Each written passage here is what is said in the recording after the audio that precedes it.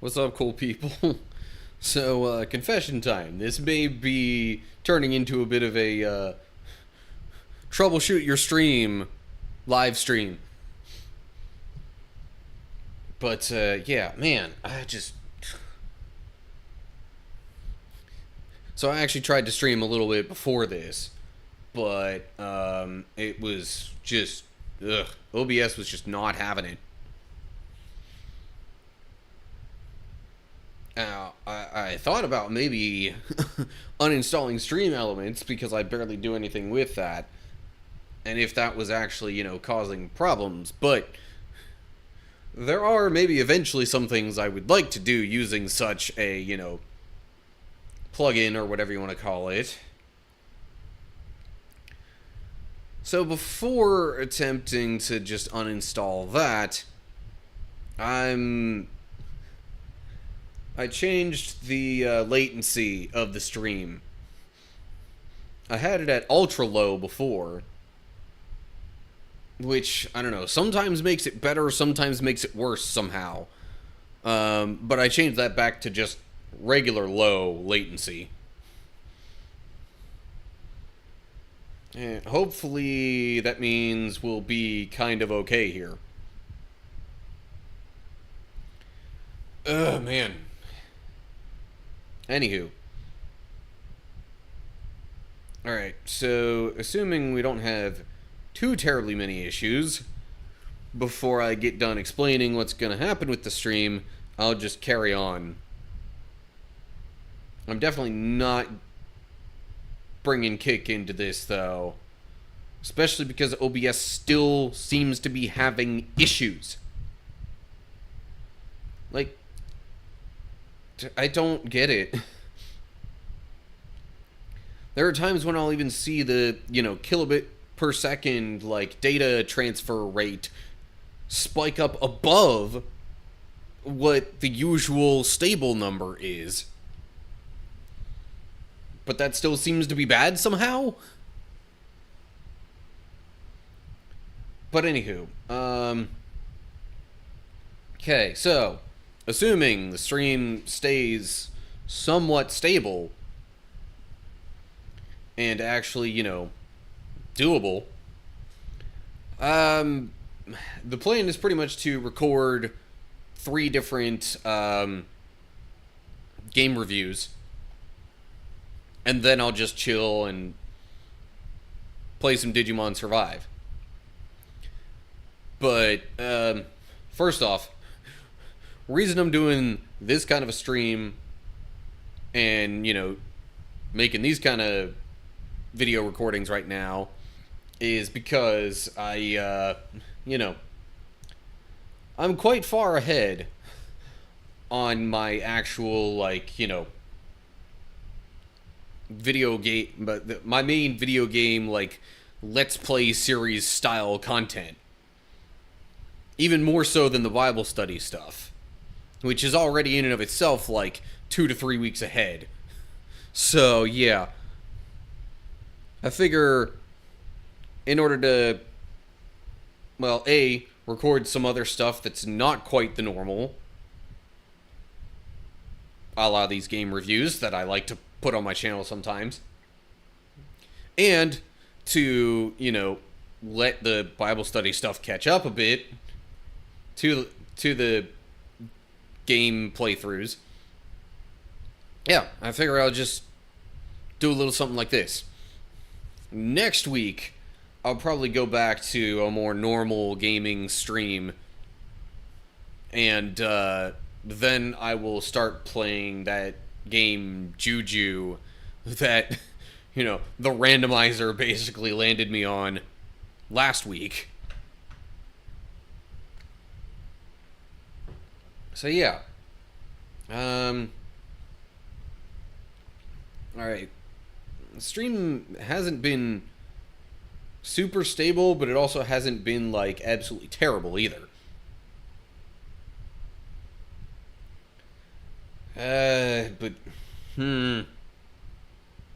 See, right as I say that, it continues to drop some more frames.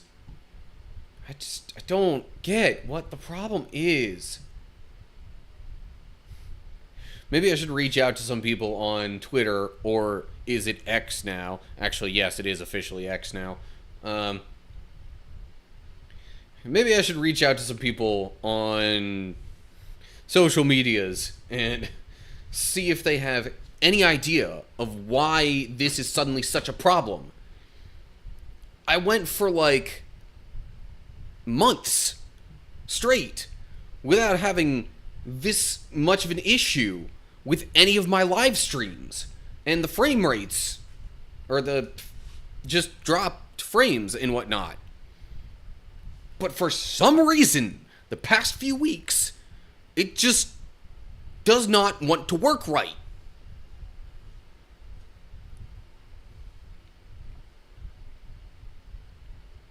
I mean, there's only maybe a couple of things that I could even possibly imagine that I would have done that would cause this at all. It can't be the replay buffer.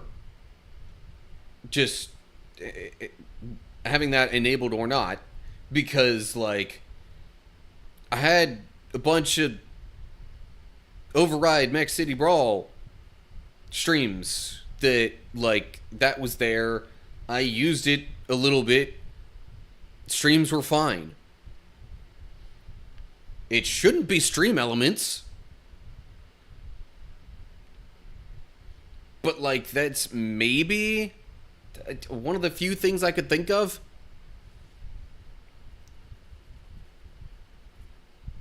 And otherwise, like, I really have done next to nothing that should be having any kind of effect.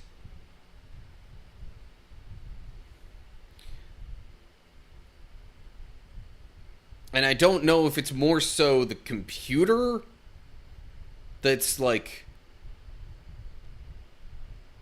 I don't know, getting overworked, or... You know, I did actually just have another thought, because for my own convenience, I like to keep my YouTube subscription feed open in a tab like all the time, so I don't have to scroll back down through the list to get to the last video I watched and resume from there. But like, if recent changes that YouTube made, which does allow for, like, hovering over and kind of seeing previews of basically any videos anywhere in that subscription feed, like, if that maybe causes extra strain on computer and or Wi-Fi. Okay. OBS has reconnected. It seems to be in the green. But, oh, man. This just... This stuff frustrates me as much because of the fact that, like, I want to fix the issue, or at least know what causes the issue so I can avoid it. But, like, I have no clue.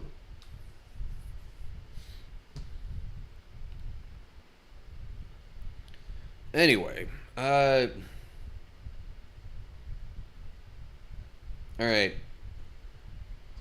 We might be stable for a while now.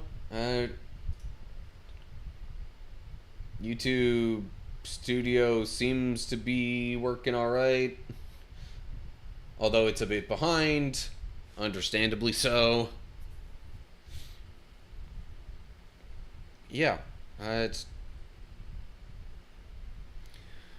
Anywho, okay, so, yeah. 3 games I'm planning on reviewing.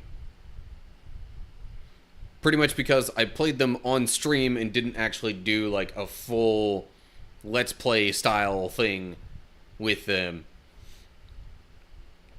Those games being Sonic Frontiers, Yoku's Island Express, and from this past Saturday. I think it's called When the Past Was Around. So yeah. Hoping to do reviews of those. And otherwise, you know, while I'm doing said reviews, probably won't be so active, or probably won't be so quick to respond to chat. But otherwise, yeah. I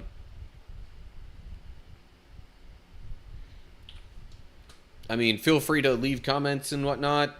I just won't really be able to respond to those very quickly while I'm also doing reviews. Okay, real quick, since it seems like it's kind of stabilized for the stream, I want to try bringing Kick back into this.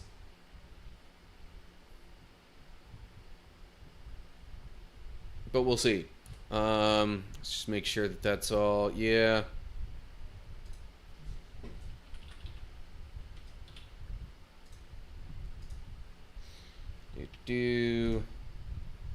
Start that rolling. Yeah, man, I just...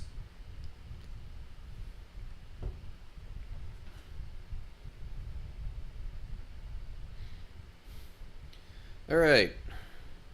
Hello, Kick viewers. Hopefully things will actually run fairly smoothly. I tried changing latency stuff, at least in YouTube Studio. Restarted the stream. That didn't exactly fix it. OBS still, like, had some issues. Disconnected and then reconnected, all on its own. But now after the reconnection, it seems like we're not doing terrible here. So, yeah, hopefully, maybe this will actually work okay now. Anyway, okay.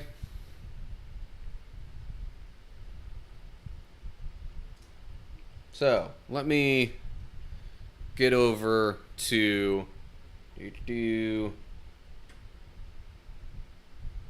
this screen here. So, out of the game reviews that I'm planning on doing, I think I'll start with Yoku's Island Express just because that was not readily available on, like, my Xbox home screen. Whereas the others were.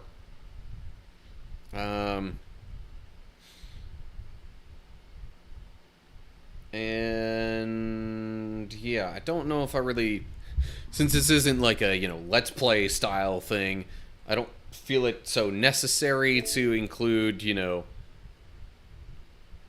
starting screens or whatever, like pre-menu stuff.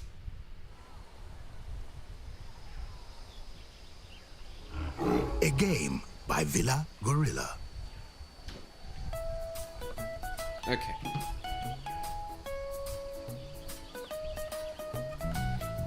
Alright, so I'm about to start recording. Just note that I will not be as readily able to respond to chat, like, quickly while that's going on.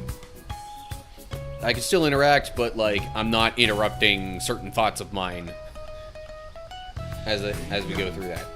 So anyway, okay, here we go.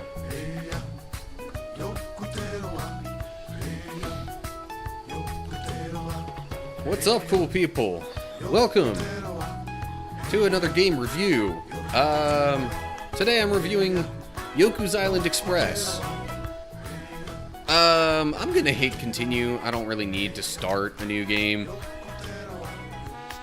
with this. What I will say though is there's a lot that you could do in this game that, well, maybe a lot might be an exaggeration, but there's quite a bit that isn't necessary for story stuff, and therefore I have not done it yet. So, in essence, this game is kind of a pinball game, just with a story attached to it, and with other things to do throughout. Basically, at least, you know, Xbox version, you use the triggers to operate the flippers, you know, like your typical pinball. You can open your inventory by pressing X. Trying to think. Not too long into the game, you can get like this little noisemaker kind of thing, which occasionally gets used to actually like break some things open. Trying to remember how to bring up the map. Yeah. Is that the is that the active overdue package that I... Anyway, so for the game's story purposes, you're basically...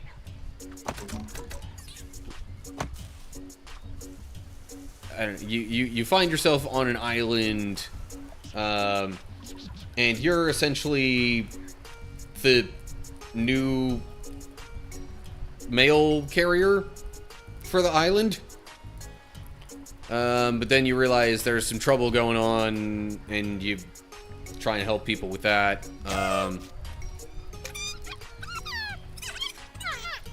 Package for Treek. I'm sorry, but Treek doesn't live here anymore.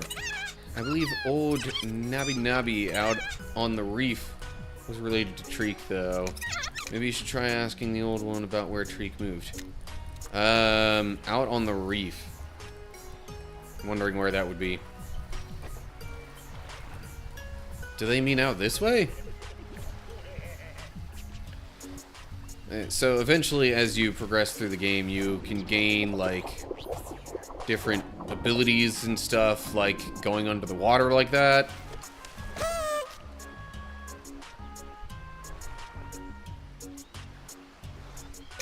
Oh yeah, Nabi Nabi. Treek, you say? Moved up the Ivory Peaks. Early slopes, I reckon, on a cliff next to the Obtanium mine. Why someone would leave these sunny shores for such a place is beyond me. So, yeah, you have character interactions like this throughout the game that will help you figure out either main quest or side quests.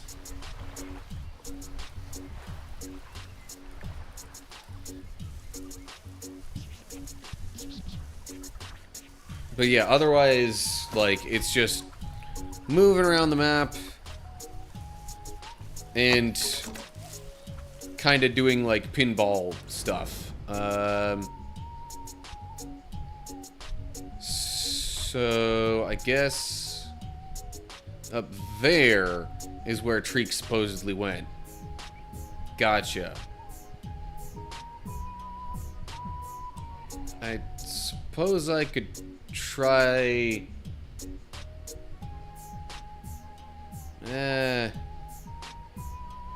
Okay, so there's a somewhat fast travel system in this game called the Beeline that you unlock partway through. I'm wondering if maybe I should take that. But how do I initially get up here? I guess if I take the Beeline and go over this way. Sorry.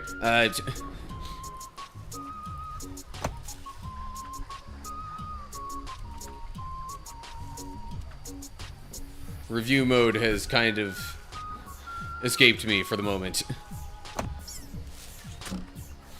But anyway, so yeah, you do sort of pinball type stuff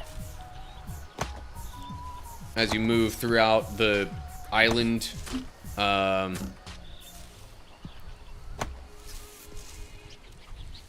And that's part of how you get from place to place within this game.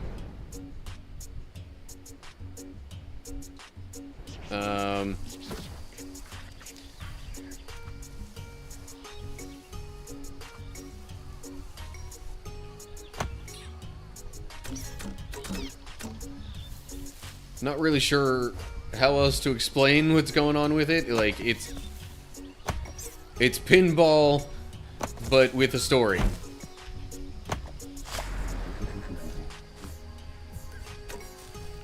Oh, jeez. I totally forgot about this thing. Anyway,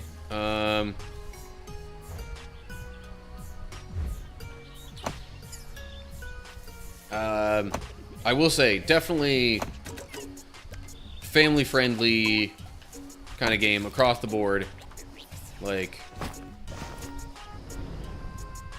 totally Christian gamer approved to, you know, probably have your kids play. Because, like, there's nothing really bad about this game to any extent. Oh. Okay, well, guess I'm taking the beeline.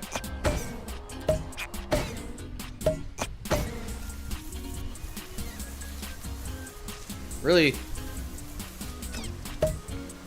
Oh, shoot, I didn't mean to do that. Really, I'd say the main downside of this game is that the pinball parts can get a bit tedious. Especially for some areas that, like, don't really...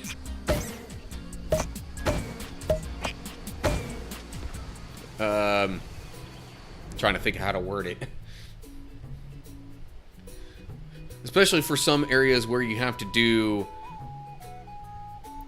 a lot of rather specific pinball related things in order to really, you know, make progress.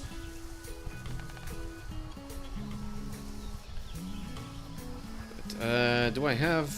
I do not have enough wicker links for that. But yeah, so there are collectibles throughout the game. That's not the way I need to go. How do I get over there? Oh, okay. Maybe I need to go down this way and then over.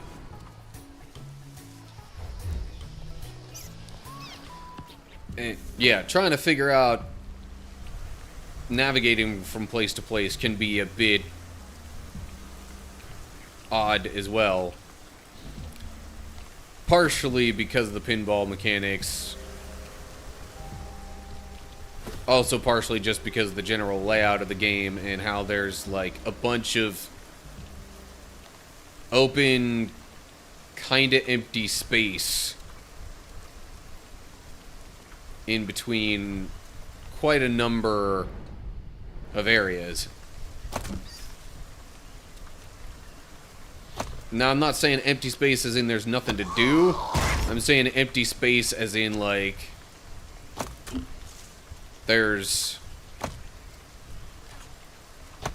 just a lot of literal openness. Like, open air. Like, if you look at the map here, see all this open air in this area? Like, as much as you would normally maybe want to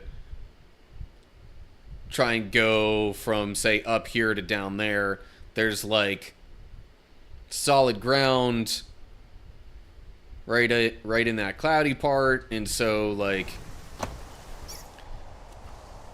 yeah, getting from place to place is not always simple in this game. And that's really, I would say, one of the primary downsides of it.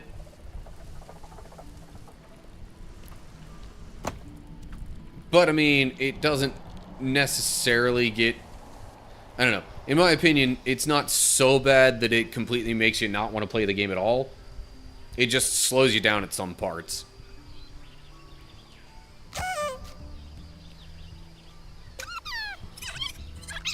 package? Just throw it up here. Thanks, Postmaster. It's a bit overdue, but I don't mind. Here's something for your trouble. So, yeah. If you can see in the top left corner, fruit is kind of like the currency of the island, I guess. Definitely your in-game currency, where it's just like, if you... sometimes you need to buy access to the beeline in certain areas, for example. Or like as you're progressing through, some of these flippers are actually locked to start with, and you need to like collect fruit to sort of like buy access to those, which I guess is part of what's, you know, supposed to encourage you to explore a bit, do some of the side quests and other stuff. But yeah, this is also a fairly large map. So, it's not like... it's not a super quick game that you're gonna beat in like 2 hours. But anyway, so yeah, for the most part, you're trying to go about delivering mail to, like, some of these, like, you see that mailbox symbol down there, kind of, in the midst of the cloudiness. Doing that will get you a little bit of fruit.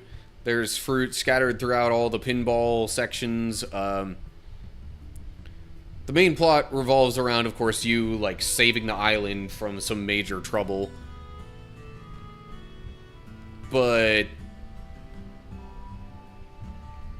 otherwise, I'm not sure there's a whole lot to say about the game. It's pretty simple and easy to understand. Like I said, you know, pretty much a pinball game with a story.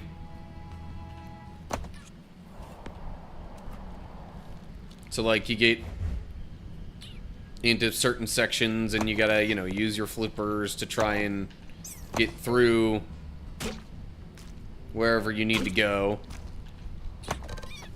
I don't even remember how I'm supposed to really get out of here. Or maybe it was a... yeah, it was probably one of those things to go up there. So, figuring some of that stuff out isn't always easy either.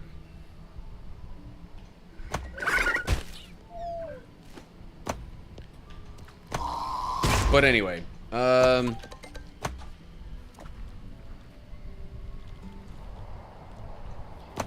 don't know if there's really a whole lot else to say, because again, it's pretty much, it's a pinball game. Not too much that needs explaining about it being a pinball game.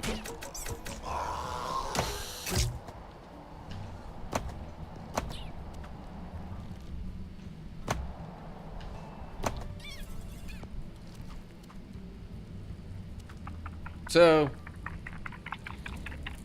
yeah, definitely a game that'll occupy some time. Definitely a kid-friendly game too. You run into all sorts of different kinds of, you know, animal characters. Your main character, I would assume his name's Yoku, but I think he's actually supposed to be a dung beetle.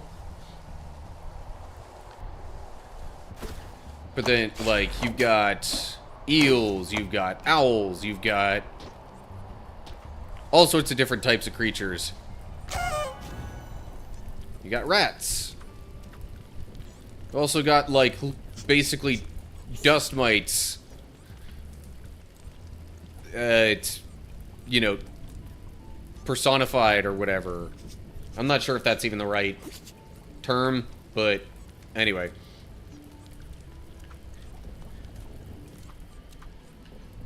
Slightly anthropomorphized dust mites, I guess is what I was thinking there.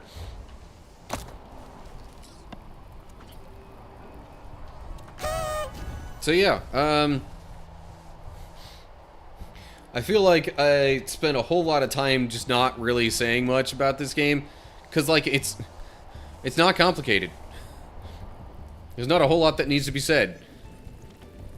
So yeah, it's kind of fun little game, fun story. I don't want to say too much about it, because that's really probably one of the main draws of the game.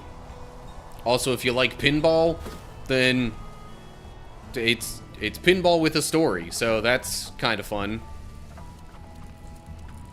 But, yeah. I guess there's not really much else to say. So, that will do it for the game review, I guess. Oh, if I'm gonna give it some kind of rating or whatever, maybe like, I don't know, it's not super deep and, like, engaging in a whole lot of ways like that. So I can't see myself giving it more than a 7 out of 10.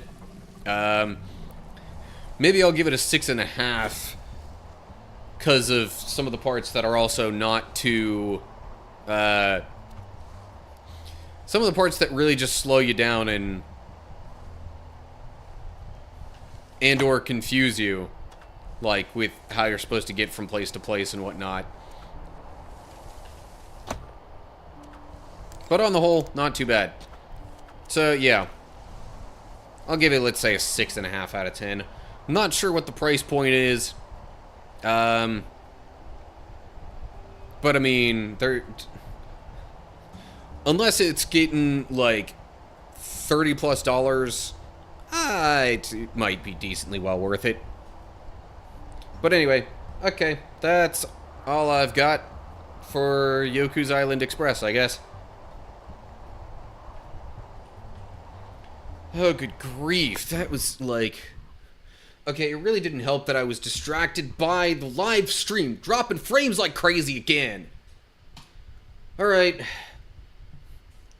Sorry, Kick viewers, but I'm gonna have to kick you out again probably because the stream just doesn't seem to want to work anymore. Golly. This is downright infuriating because it worked fine before. And I don't know what the needed change is to make it work fine again.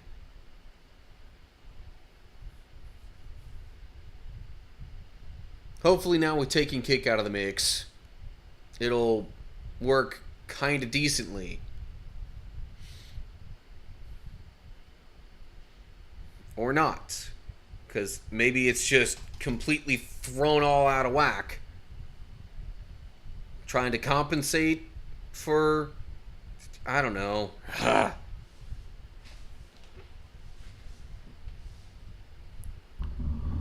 Alright, let me just... I don't know. OBS keeps dropping frames like mad crazy. It was fine for the first, like, I don't know, 5 minutes or whatever before I tried bringing Kick into the mix. But now, even with Kick no longer in the mix, it just won't stop dropping frames.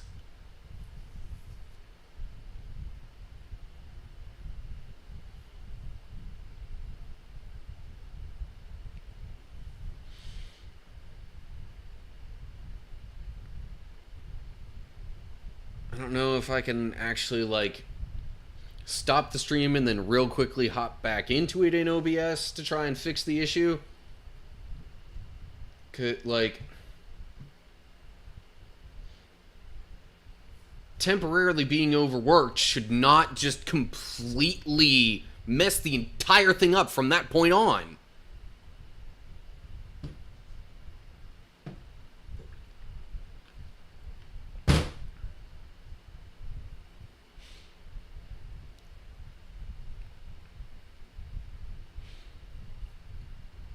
Okay. Well, before I take that route, I'm gonna I'll exit to the main menu.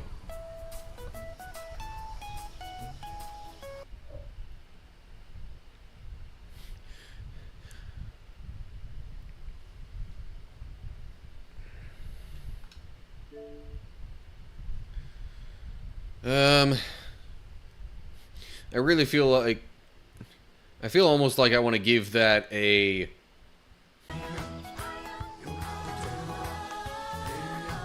Alright, seems like we might be back in business. And it didn't completely end the stream on YouTube. Right?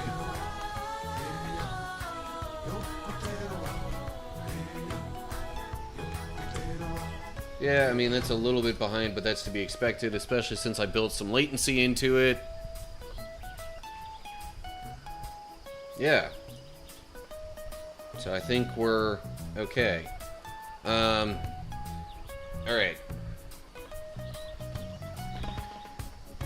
Yeah, I'm really not liking how that recording went. So I'm gonna try that again.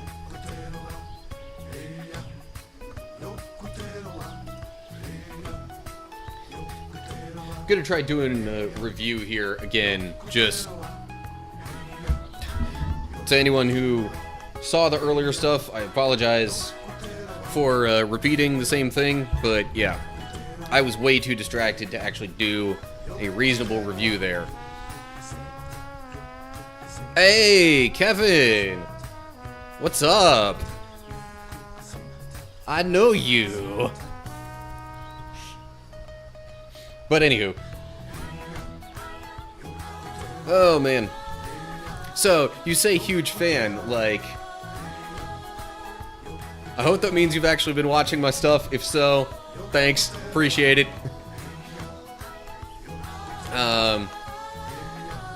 Yeah. So, the original plan, before I started having stream issues, was that I was just gonna do a few not too long reviews of some video games and then play another one just to chill for a bit.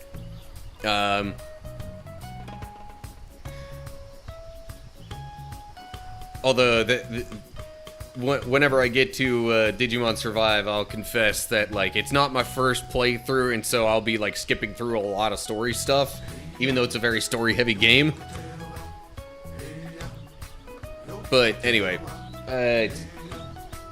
no matter. That's the plan. I already did a review of this, or at least I attempted to record a review of this just a little bit ago, but the stream was having such massive issues that I just was too distracted to actually do it, you know, do it properly, I guess you might say. Anywho. And here come the frame drops again. I don't understand what the problem is. I mean, at least it seems to only be a little bit here and there, maybe. Because now the frames are not dropping again. Like, we're back to good. But, yeah, I don't know. Okay. So, one more time. Less distracted review of this game. And a couple of others, hopefully. And then I'll just get into some chillin', hanging out while playing a different game. So, anyway, once again, time to get into this. Here we go.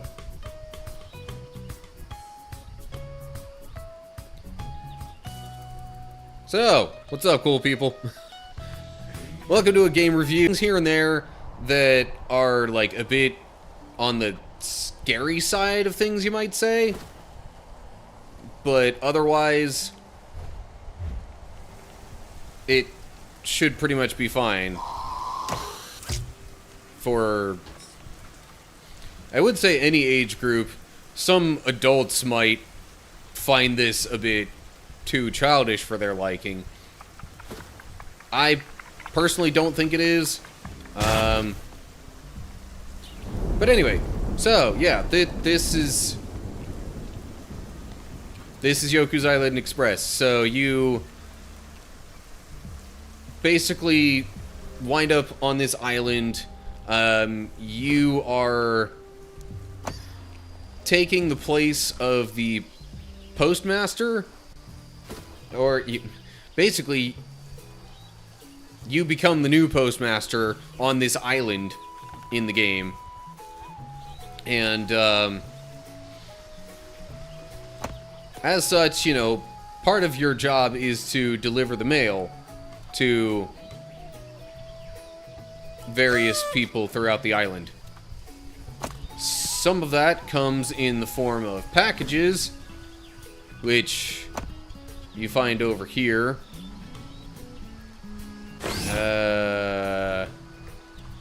But there's also, like, all sorts of mailboxes, like the one you see here, just scattered all around the place. And so you just put mail in the mailboxes as you go around. The way this game is played is basically a pinball game, just with a lot of extra explorable area. You find a bunch of different kinds of characters, different animal characters, to be more specific.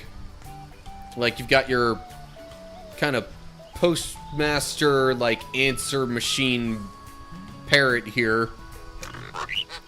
Lemon the postal parrot. That's... Anyway. Overdue packages are on the table. Yeah. Also a very colorful game with lots of different types of scenery and whatnot. Ball-like segment of the game to show some more of what that actually looks like.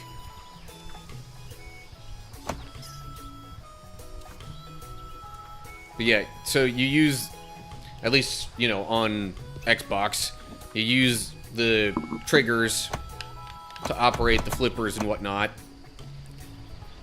Some of the flippers are not immediately accessible in the game. You have to, like...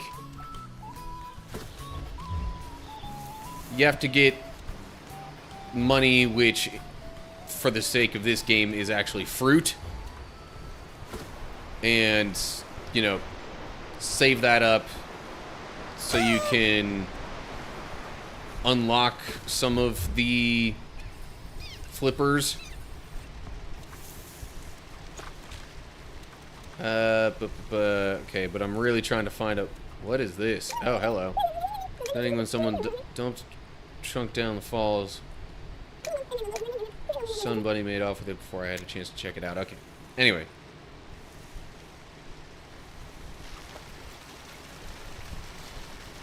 So, yeah, the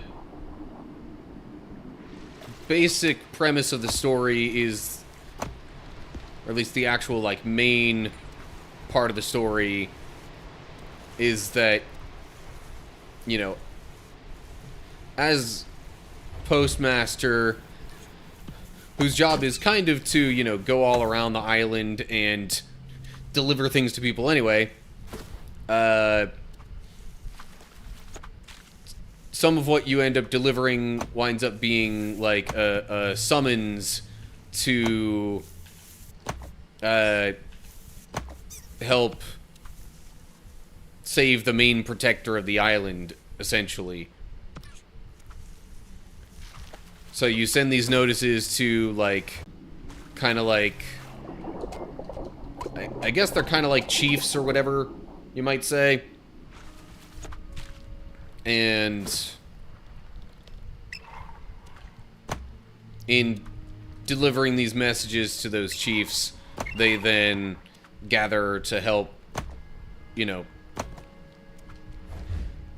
kind of save the main protector who has been hurt by a certain being. And ultimately, you then have to fight that being that hurt the island's protector, and, you know, in doing so, you save the island.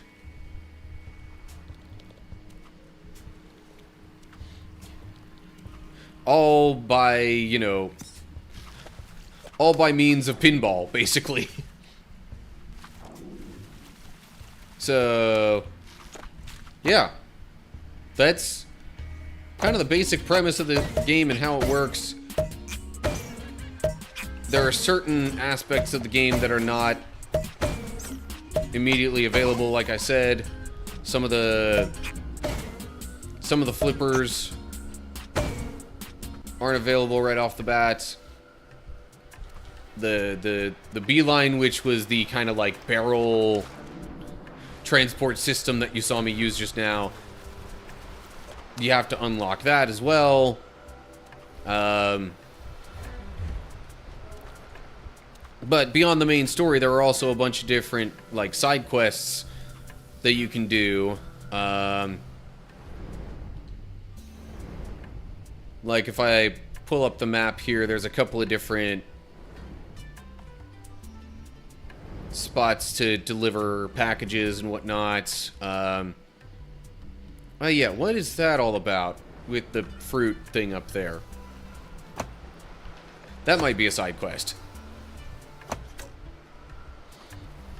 But anyway, yeah, you basically, you're just in, you know, a bright, mostly colorful island world setting, and come across all these different animal characters that have their little problems that they want you to help with.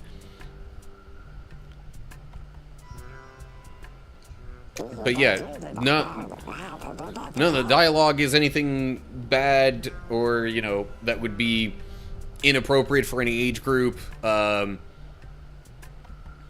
mean, occasionally there's some larger words that get used, so like little kids might have a hard time understanding it, but also like I'm not sure like the littlest of kids would stick to a game like this for very long because of some of the pinball parts getting to be oh geez, that okay, I need a little bit more fruit to get that.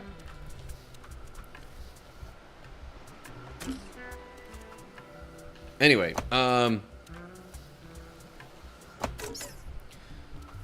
yeah, really, aside from maybe some big-ish words used here and there, the only thing about this that I would say is not, like, necessarily small child friendly is that there are some things that you see in the game that might be a little bit scary for them.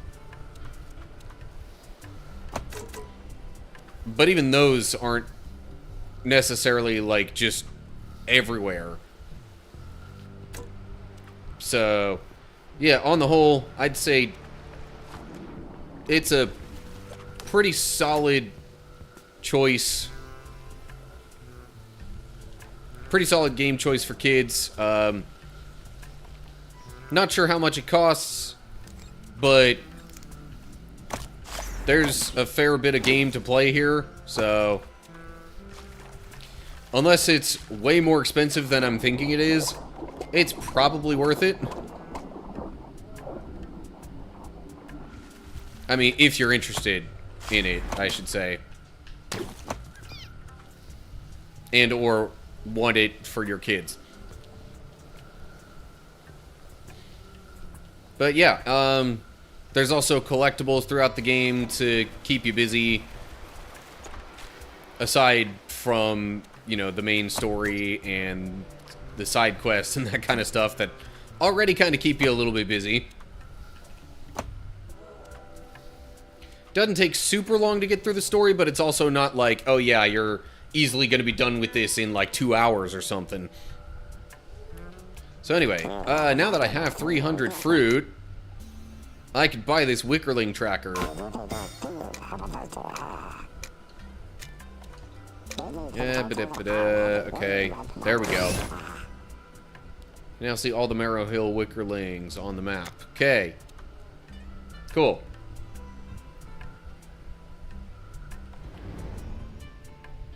So then I zoom out to the map, and so not necessarily everything is going to be,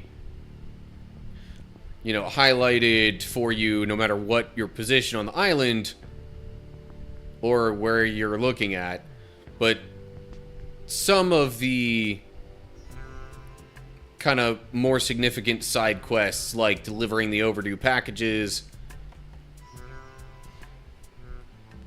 or like, you know, your location on the island, that kind of stuff, it shows you wherever you're looking. But other stuff like the Wickerling locations, it's not necessarily gonna highlight all those. Although if you scroll over them, it will show you, like you see kind of towards the middle of the screen right there. So there are definitely ways that the game can kind of help the player continue to progress if you know, play it enough and, you know, then get the fruit to sort of pay the fees or whatever you want to call it to unlock said help. Anyway, so yeah, on the whole, pretty solid game for kids, I would say. Like up to about I'm gonna say roughly ages, I don't know, 5, or like at the early end of actually really being able to, you know, understand, you know, video games and how they really work, and, you know, solve some puzzles here and there and whatnot, and like play pinball halfway decent in general. Whatever the lower age range of that is, up to like early teens, I'd rate this fairly well. You start getting much older than that, I'm imagining the interest in a game like this is probably going to dwindle a bit. But overall, if I were to try and give this game a rating out of 10, see, it's not like super complex, so some of the repetition of it can get a little bit boring and or frustrating.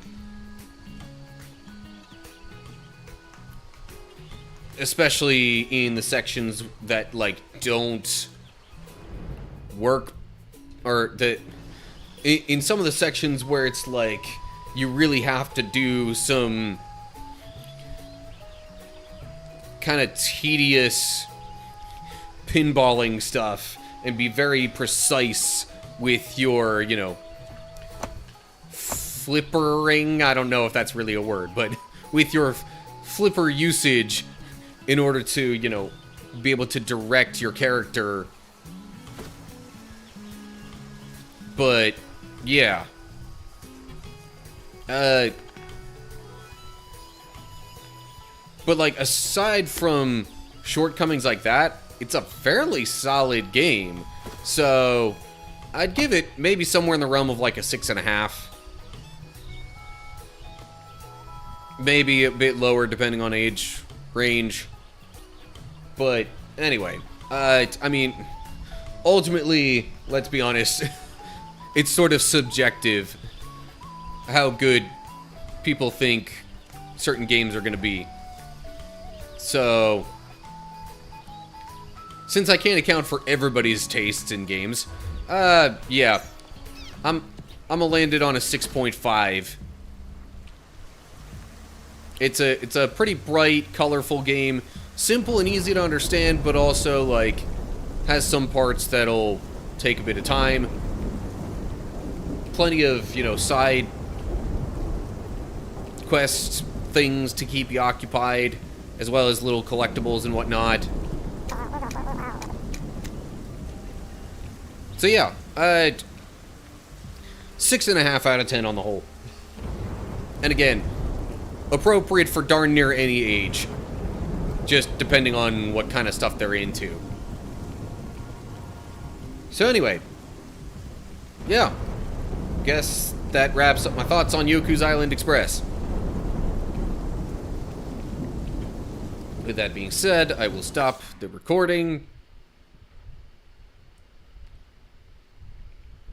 And I do actually have multiple game reviews that I plan on doing throughout the stream, assuming the stream continues to work with me. Now that it's sort of reset a little bit, it hasn't had so many problems, but still occasionally having some, including right at this very moment as I'm saying this. Gotta love that.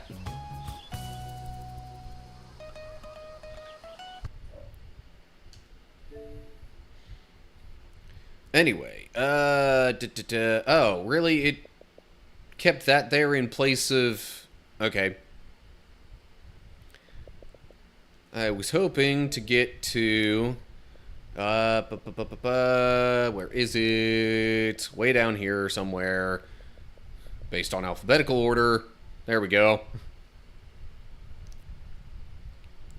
This game I actually played on stream just... like... this past Saturday. And it was short enough that I played the entirety of it. All on the stream. That one stream, I mean. I probably should have looked at some more info on the game.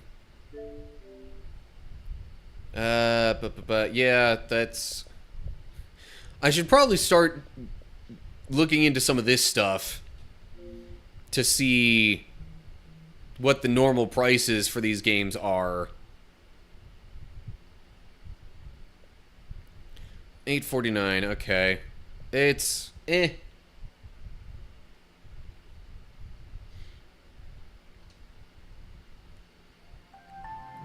not the worst price point, but maybe a bit much for a game like this. Okay, also, real quick, before I start recording again, I'm going to double check phone messages and stuff. I don't... None of those are really super urgent. Or really need major addressing of any kind. Oh shoot, I forgot to check what the ESRB rating was on this. Although I think it shows that in the game card, so yeah. E for everyone. Cool. What was Yoku's Island Express? E10 plus? Crude humor. Animated blood? I guess maybe with some of the animals, like, exploding a little bit, and... there is the stuff with the one spider enemy.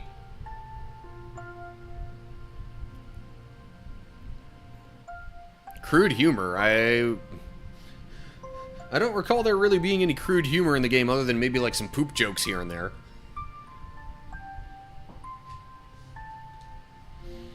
But anywho, okay. Alright.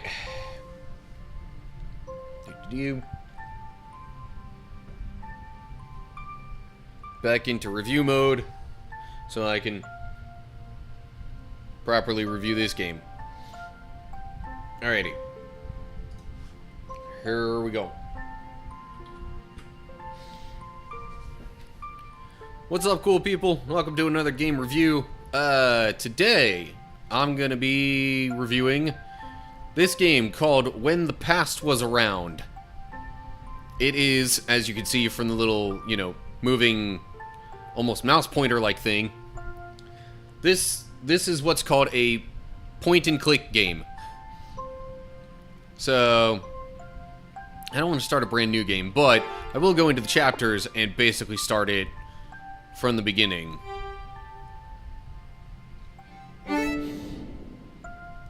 So, with it being a point-and-click game, the main way that you play the game is moving the mouse pointer around and, you know, interacting with different objects. The quote-unquote click is more so pressing the A button on an Xbox controller.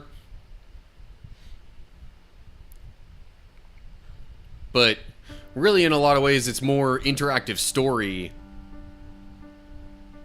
The way that this is laid out, like, most point-and-click games kind of are, but this one even more so. Like, it doesn't give you, like, a ton of puzzles to solve with your pointing and clicking. I mean, there are some, I guess you could say, but, like, most of them are not particularly complicated. And or, you know, complex in that there's a lot of moving parts around or anything like that. So yeah. You hover the little mouse pointer over certain things, you press A, or I'm sure if you're on PC, you would just actually click. And that'll...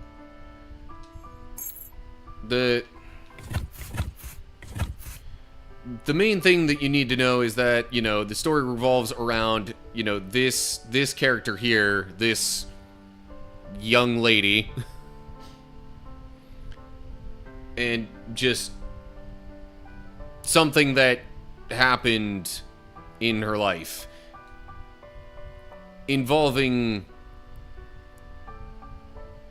what I can only assume is this shadowy figure, who eventually gets revealed as a particular person who's important to her later on.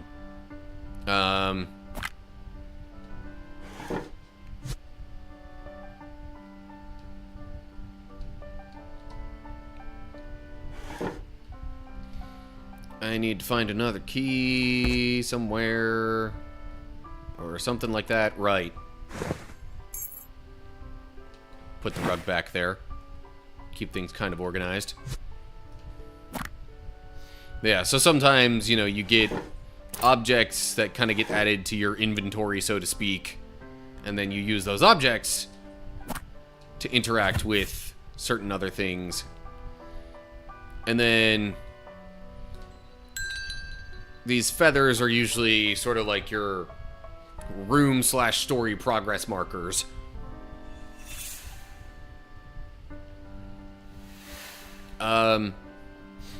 I could definitely categorize... I mean, I would say this game probably fits into the cozy game category, as like the general vibe for most of it is rather just like, you know,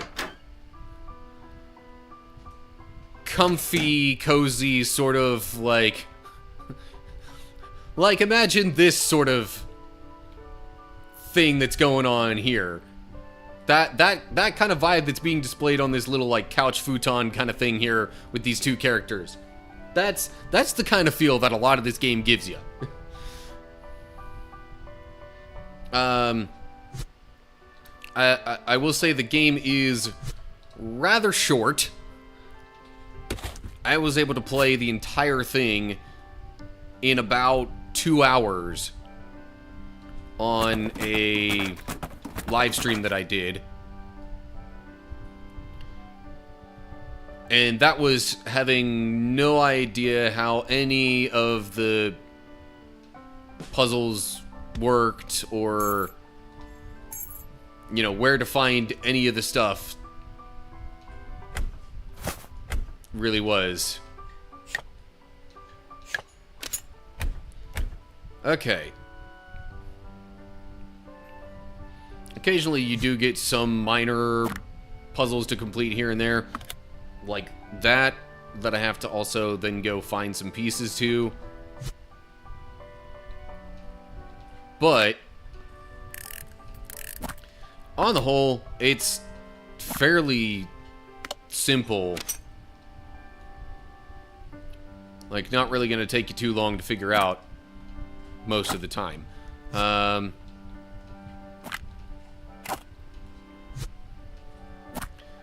again, really, the story's kind of the main drive of it, so I don't necessarily want to go too much further.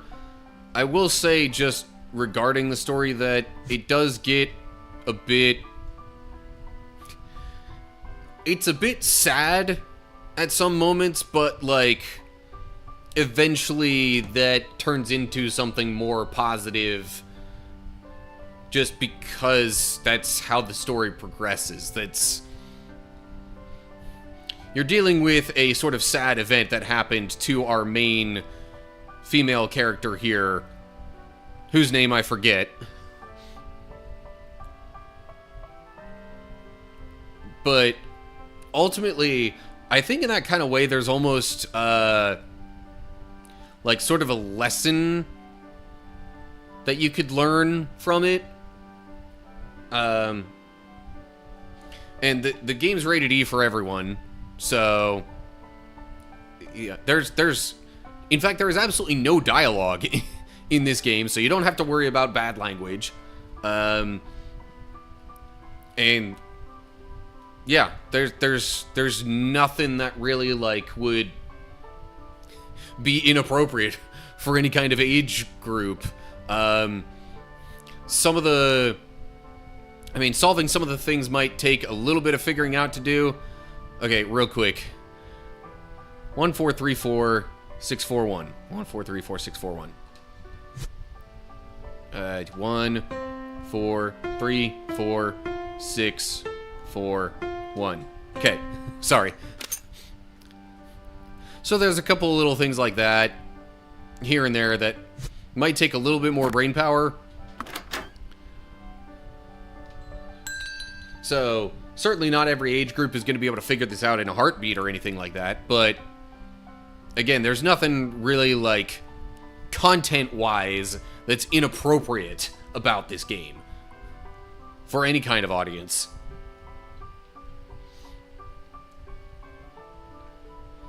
So,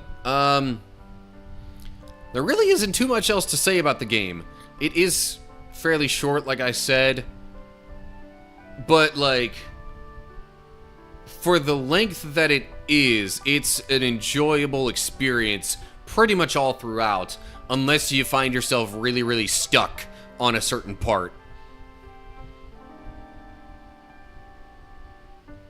But yeah, I really only had like one moment like that in the game, and that was because it introduced a new bit of controlling things in just one specific scene that was never used at any other point in the game. I don't think this really counts as a spoiler. There's a certain part in the game where you find yourself around a campfire and there's telescopes that you're supposed to look through. In that part, and only in that part of the game, you use the right stick to move your view, where you're pointing the telescope as you're looking through it.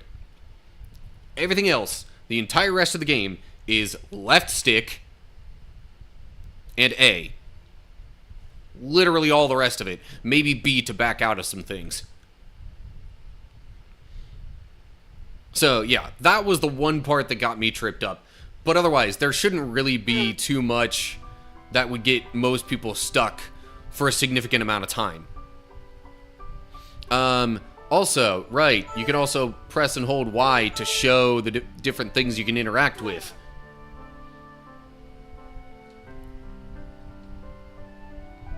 So that also helps with any part where you might get a little bit stuck and you might miss something.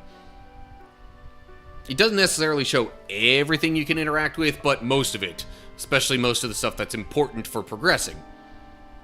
But anyway. So, yeah. Lest I get further into the story and ruin some of that for you, I think I'm actually going to wrap up my review there. The main problem is just the length of the game. It's really short, all things considered. Now, there are some extra, like, if I go into the achievements here real quick, there's some stuff that you're not necessarily going to get just by default when playing through the game. So there is a little bit of replayability there, but otherwise, pretty short.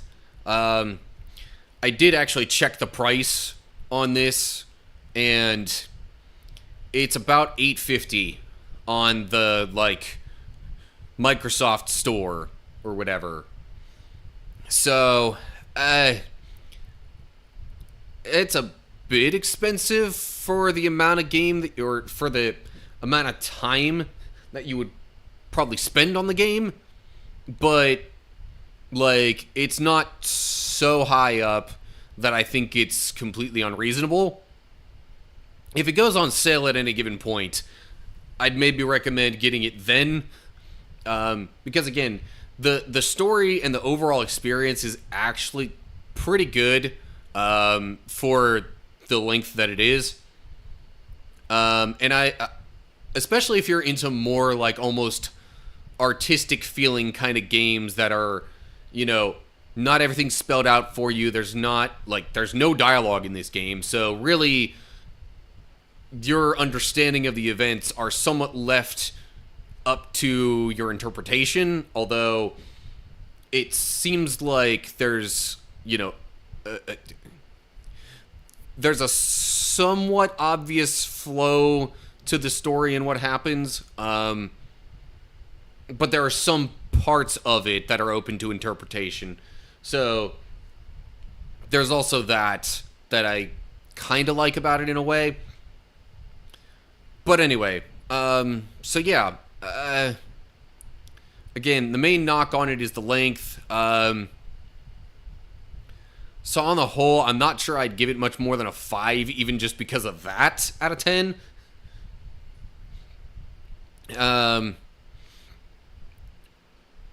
Now, within the pantheon of short games, I might give this closer to like an 8 out of 10.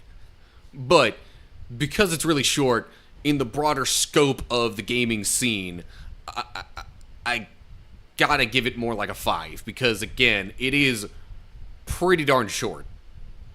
But like, that's pretty much balancing game length being like a 2 out of 10 with actual like quality of what's in the game being probably more like an 8. So anyway, yeah, there's really not too much else to say. I mean, you saw kind of how the game works. I don't want to get too much into the story again, because that's kind of like one of the main things, really one of the best parts of this game. Probably even the main reason you play the game is because of the story. But anyway, I digress. So, yeah. I guess, lest I get into any more of that story or do anything else that might spoil some things in that regard, I think I'm gonna wrap up the review there. So, yeah, that's it for... let me go back to the title to make sure I get the name of the game right. But that's gonna do it for When the Past Was Around.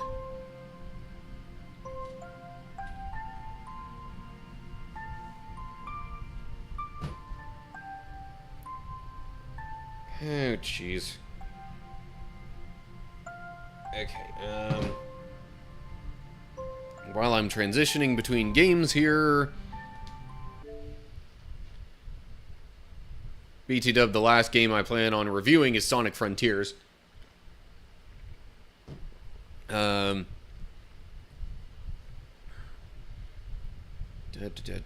Whatever...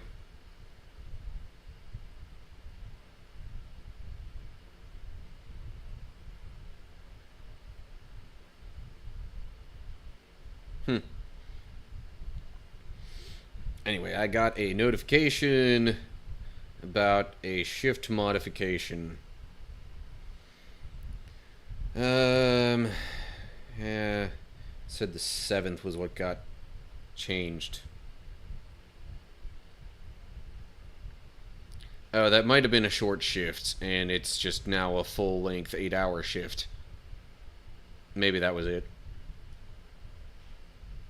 Still pretty standard stuff. Anywho, okay. So, yes, I know I've played Sonic Frontiers quite a bit on some live streams, but never really did full-on, like, let's play style of thing with it. So I still feel like I kind of want to give it a review.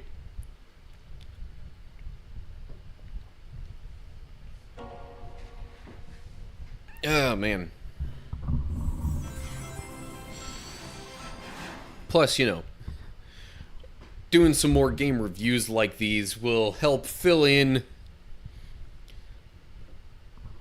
certain, video slots within my backlog that I may eventually need/want. Something that's outside of my regularly scheduled Bible studies and, like, Let's Plays. Actually, did I do a review of... I don't think I did a review of Sonic Frontiers already. Hold up, maybe I did. I definitely remember saying some things that seemed rather review-esque.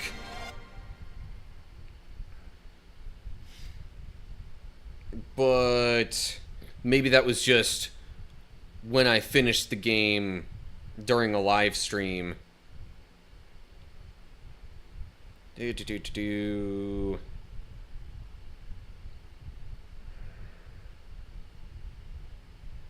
Nope, okay.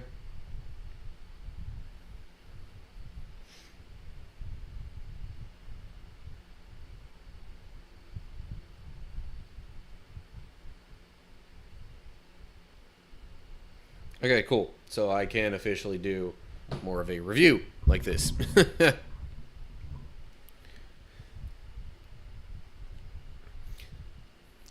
Although it has happened, I think, just once before, where I had, like, an initial, almost first impressions style review, and then later on went back and was like, okay, you know what? I take back some of what I said. So, doing more than one review of a game is not necessarily, like, unheard of because of things like that, or, like, games come out with updates, and sometimes that, changes certain aspects for better or worse. So anyway, trying to think if that's actually the best spot to have my webcam throughout this review. I mean, it probably is, just other than the start screen there. But really all I'm covering up is, like, one of the menu options, so... I'm not recording as I'm saying this, by the way.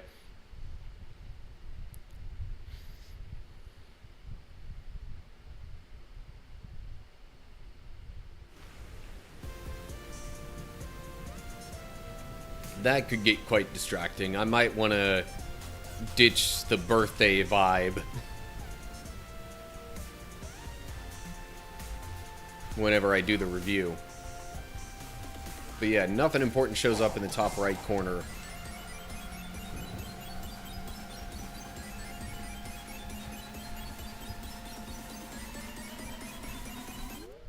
So yeah, let me just go back to the title screen, and then I'll actually kick off the review here.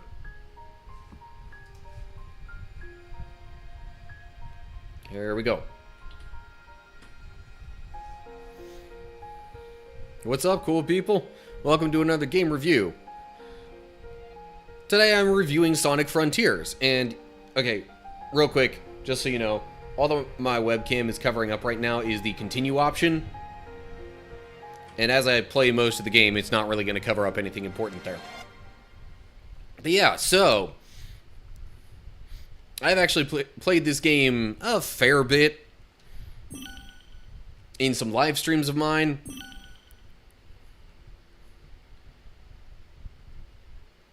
But, like, I never actually did a full-on, like, Let's Play style series of it. Thus, the video that I am recording today. So, Sonic Frontiers, in case you didn't know, is an open-world Sonic game. Oh, I forgot I wanted to maybe get rid of the whole birthday vibe. But that's something I guess I could talk about. So, there's been a couple updates of the game, one of which involves a lot of this birthday scene stuff. So, like, Sonic gets some shades and a birthday hat on. It's got all that extra colorful stuff in the corners. There's even some stuff on the map that gets changed a little bit, like these boxes get some birthday flair. But anyway, that's...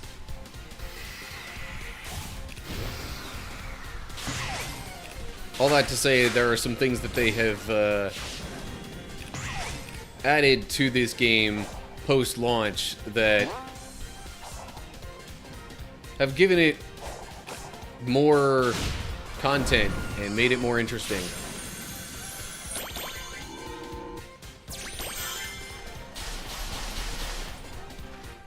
So a lot of things around the open world you'll find are kind of like what I did there. It shifts between this current 3D perspective that you see and more the 2D like you saw a little bit ago. But yeah, ultimately you just kind of run around the map. Combat can be quite interesting.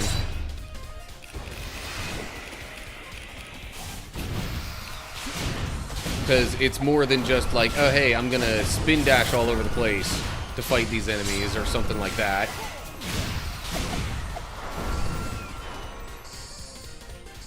Like, you actually punch, kick, do different combo moves and stuff like that. Which, as you progress through the game and unlock some of these skills, you'll have more attack options. But also, eventually, you unlock this auto combo thing, which I personally utilize all the time.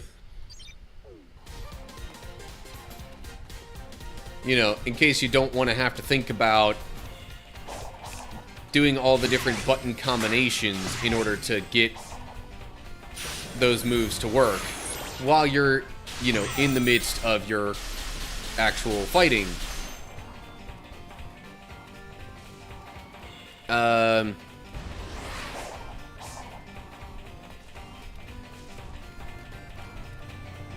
So yeah, let me get to, real quick. So here's the map of this area. There's 5 primary map island areas that you go to, although this one is a pretty quick, short one, if I remember right.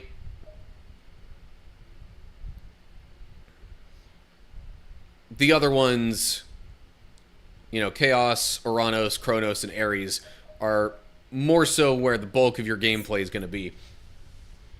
Can I... Alright. I'm going to mark that. So one of the main things that you do to progress the story in this game is you go to these portals that'll take you to more like your classic 2D Sonic type of levels. And as you can see, you have sort of goals within those that you try and, you know, complete. And as you complete those goals, you get keys that then give you access to the Chaos Emeralds throughout each island. And that's how you kind of progress the story. You also need to collect, like, gears from certain enemies or other spots on the map in order to even just unlock these portals. So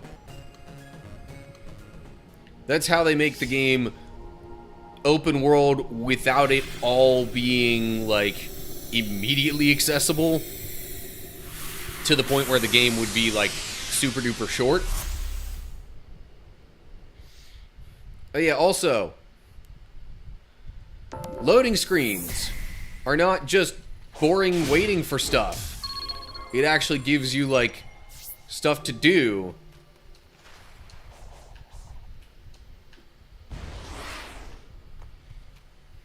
Like, you can do these sets of combo moves. Sometimes, or not combo moves, but...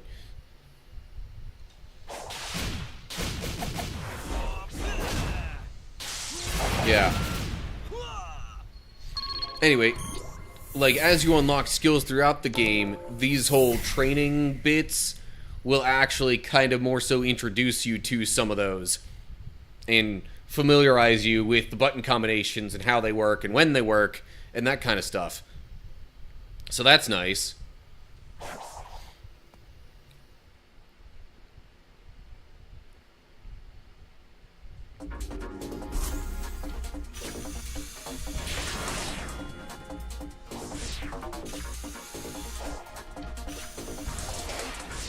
But yeah, this... I wouldn't say this is the main attraction here. Ah, come on. How did those hit me? Alright, whatever.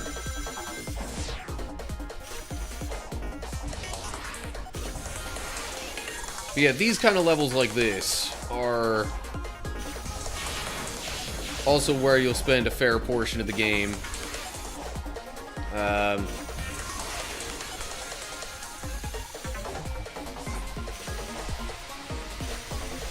And a lot of them will resemble levels from prior Sonic games.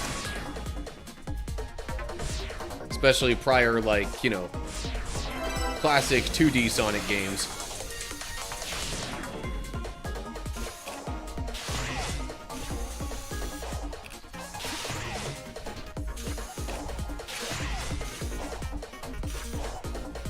Ah, doggone it, I was trying to avoid that. Also, I might have just missed a red star ring thing there. I bet you I accomplished none of the side quest goal things there. Yeah, no. 30 rings and red star rings. Did not get either of those. But anyway, that's where it brings in some of the more classic Sonic vibe.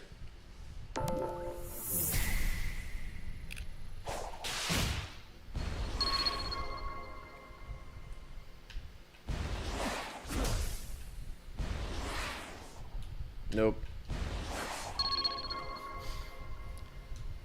But anyway, yeah, once this is done here, and we get back to the kind of main map area, I think I'll dig a little bit more into some of the open worldedness. Not sure if that's really a word, but somehow the open world works. So, when you start off, there are certain spots throughout the map, like these right here, that'll help you unlock, or more accurately reveal, more of the map. That's what I focused on first and foremost. There's also a bunch of things called memory tokens on each island that you kind of need for some of the story stuff as well. Real quick, did I get... yeah, I got all of the story stuff on this island. I might actually go to a different island just so I can show you a bit more of that stuff and how that kind of works.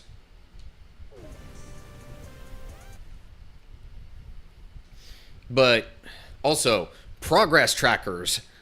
That was not in the original release of the game. That's something that they added as an update, I think. So, if you want to go completionist on this game, that's a solid tool to look at there.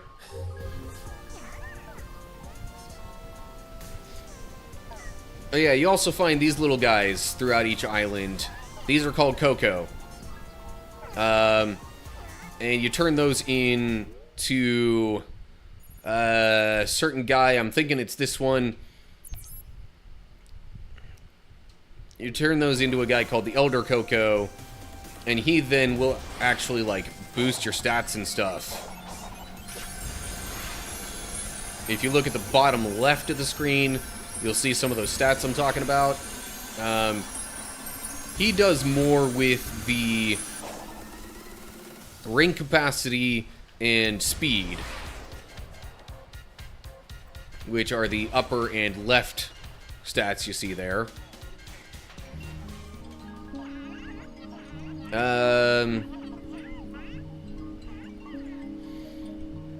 Also,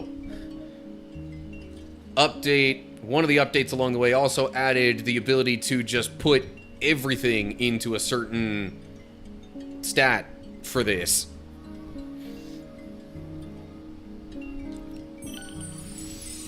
You used to have to do it one thing at a time, even if you turned in enough cocoa to get multiple stat increases.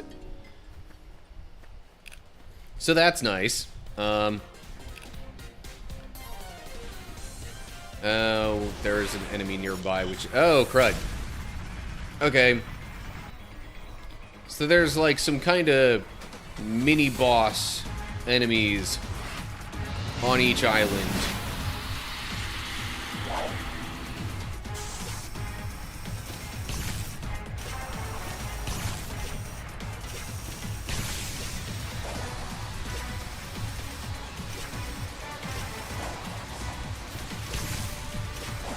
Nope, okay, hold up. Let me go back this way so I can get that.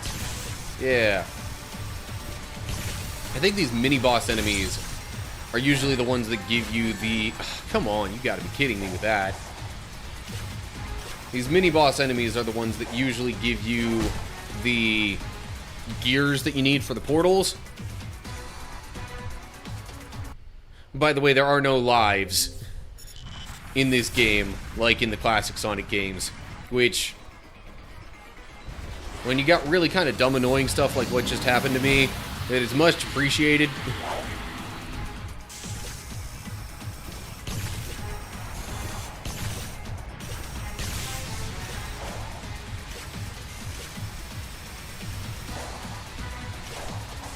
Nope, that's on the inner ring. Those are both on the inner ring.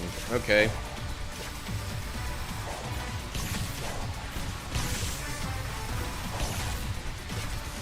But yeah, so you fight these dudes, get the, like, portal gear things, and then, you know, you use those portal gears to...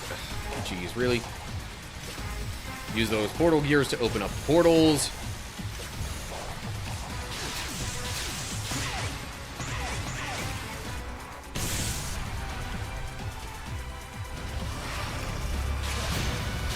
And then, you know, from the portals, you get the keys to gain access to the Chaos Emeralds.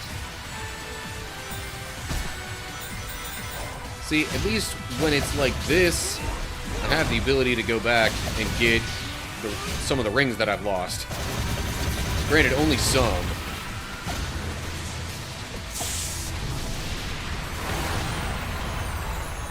See, portal gear.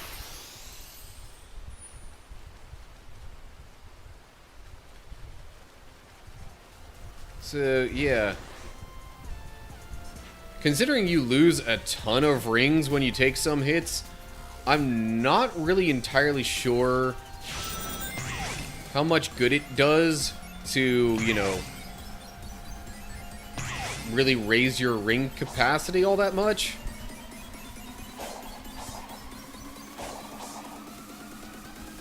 Because, like, you take a hit and you lose a lot anyway. And there's actually, like...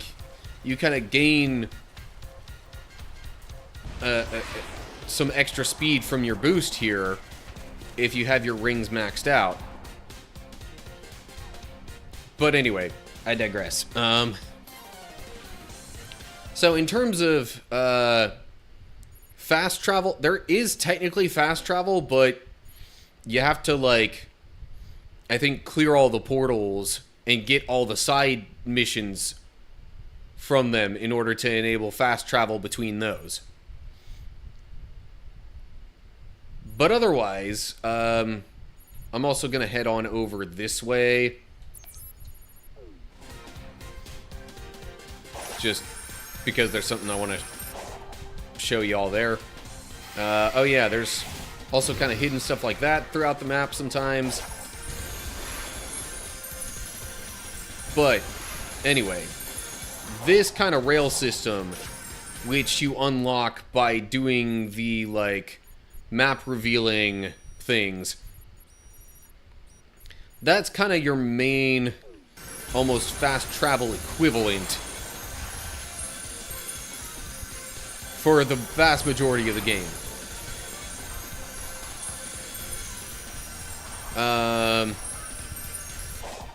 Alright, now I'm looking to head... Oh, geez. Do I need to go up? Yeah, I need to go up there. Maybe this will help me. Okay, well that got me up here, which is helpful.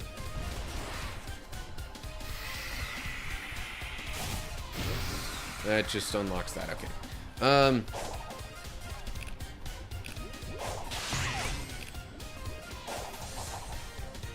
But anyway, as far as Sonic games go, this is really about one of the best that you're gonna find, especially for newer Sonic games. Oh, that red thing I just collected, I can turn that in to a different character.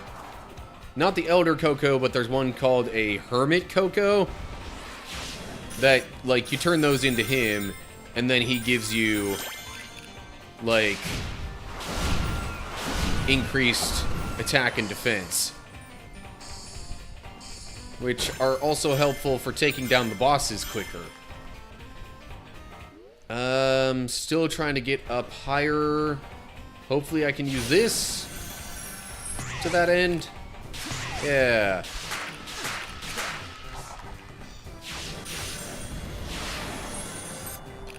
Really, like, on the whole, this is... They pulled this off extremely well for an open world Sonic game, because you really get some moments of, like, you know, real quick mobility, with different, like,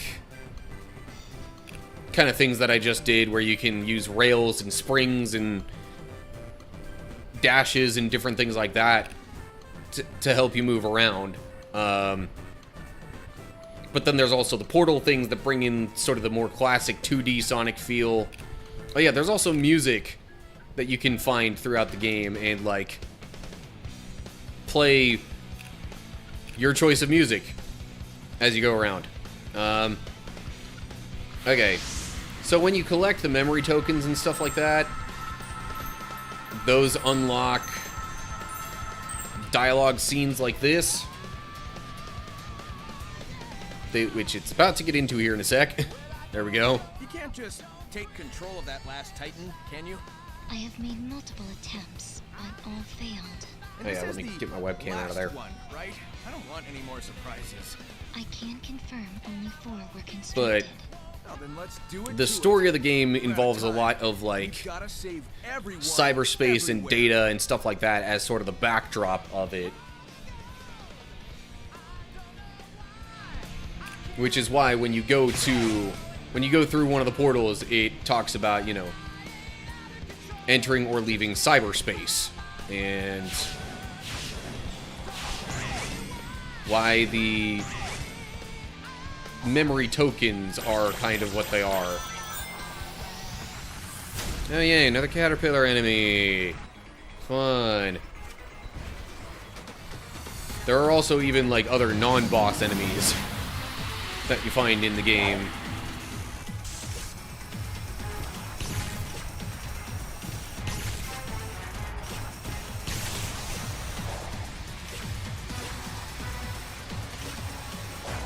Nope, that one was on the outer rail. That was an inner rail one, though, so at least there was that.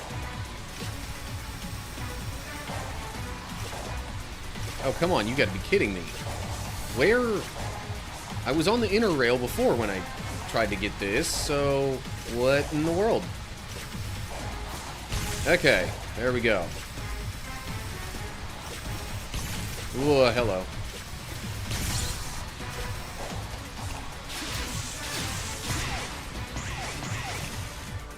Okay. Enemy is vulnerable now. But yeah, so especially if you're a Sonic fan, this game is really good. Especially because it also includes like a bunch of references to other Sonic games throughout it. There's even a little scene where you kind of play some pinball. I don't know if it was intended to be a Sonic Spinball reference, but that was what it made me think of. They also specifically reference events that happened in other games when they're doing some of the, you know, like, dialogue moments. Like, you'll get some of those with Tails or Knuckles or whoever, and they'll have some moments where it's like, oh yeah, remember when we... and then it recounts, you know, some sort of battle or story event from a previous game.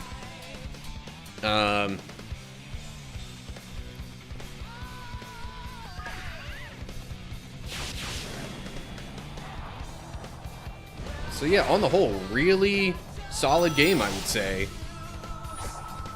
Oh, hey, there's a Chaos Emerald. I didn't think I really needed to get that Chaos Emerald. But sure.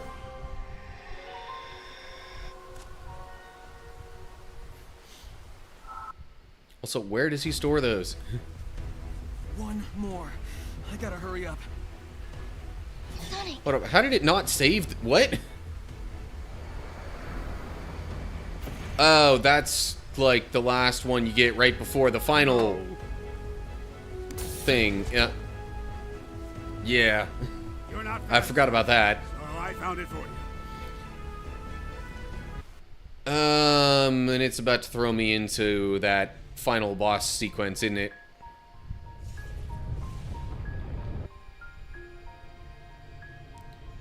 Yep.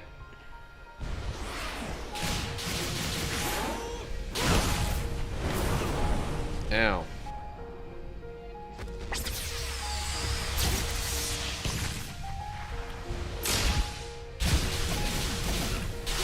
So, and then once you collect all the Chaos Emeralds on a certain island, you'll unlock boss fights like this, like big boss fights, where he goes all supersonic.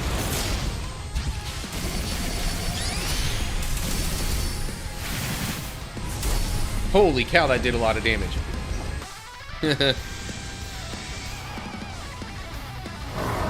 So then you get these like really, really epic battle scenes.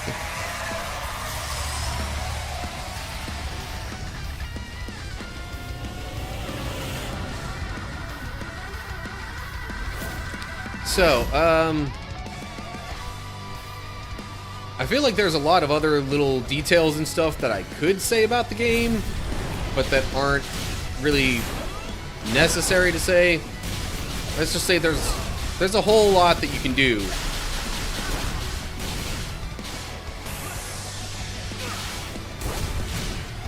And especially if you want to try and go any kind of completionist on this,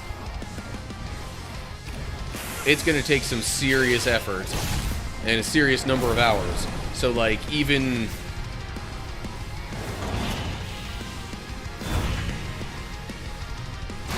honestly, like, this is a game where I would say even just paying full $60 price or whatever is pretty well worth it. Especially if you're a Sonic fan.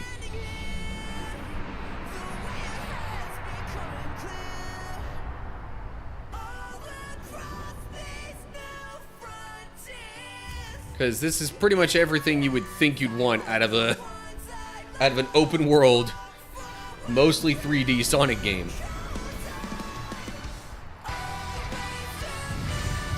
So yeah, I don't necessarily want to give it a 10 out of 10 because there are some things where it's like dashed at this one little spot, and because of a tiny little bump there, I am flying off into the middle of nowhere.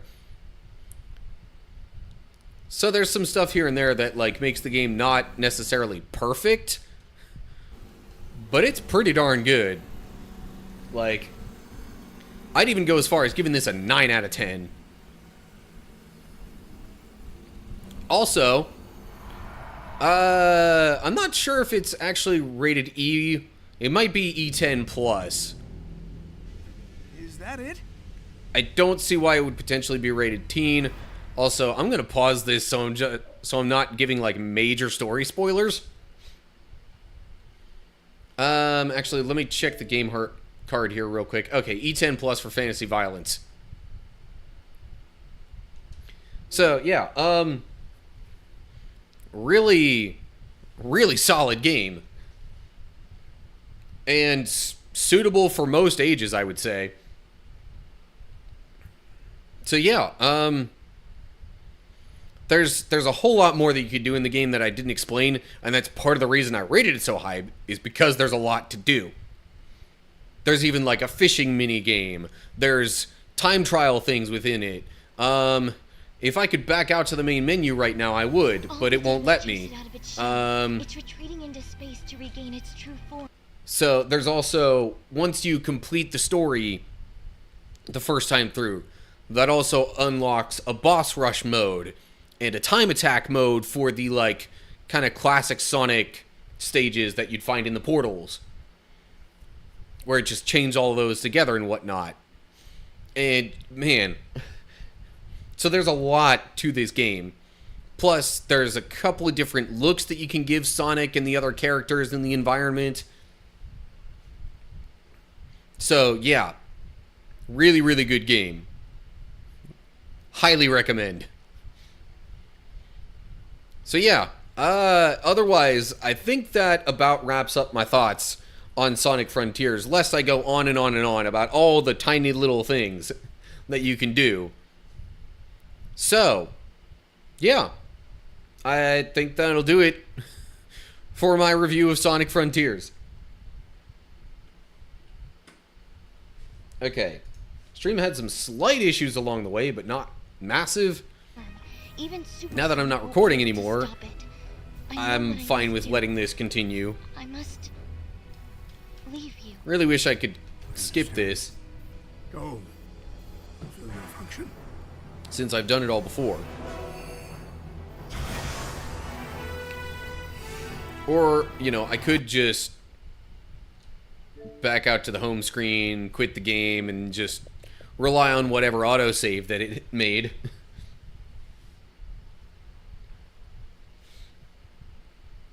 Okay. So that's all I really planned on doing as far as reviews. But that also makes for a rather short stream, especially after the whole, like, I gotta reset it because stuff's going wonky. I've got a couple hours to spare. So, with that in mind, I will... See, now Digimon Survive got pushed out of the list here. Partially because I downloaded the most recent, possibly the last ever, Games with Gold. Yeah, that's a thing. That's actually... what am I doing? Games with Gold is actually about to be no more. Microsoft is switching it over to something called Game Pass Core, which is, to my understanding, essentially just like a smaller version of Game Pass. It gives you access to some of the Game Pass games, but not all. And that also makes me wonder, again, like, if a game goes out of the core rotation, does that make it to where you can't play it anymore? I hope that's not the case. But if it is, then oof. Like, Xbox might have just lost me then if that's their permanent direction. Although, I don't know for sure what, PlayStation's service is like relative to that.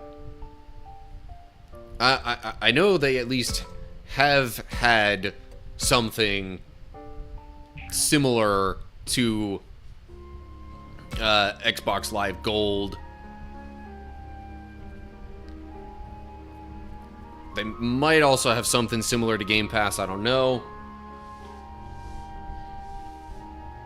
But, like, my point is, if PlayStation's gonna keep on having games that you can download for free, keep forever, as long as you have your account, and never have to, like, worry about, them not working or anything like that.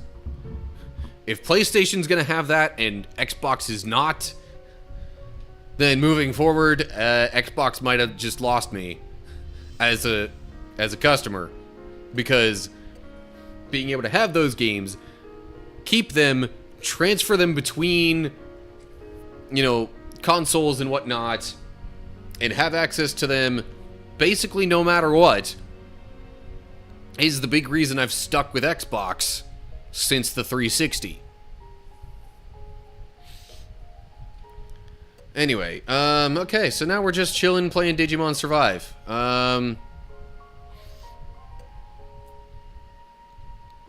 Still doing the, wrathful track for, the quote-unquote karma alignment stuff.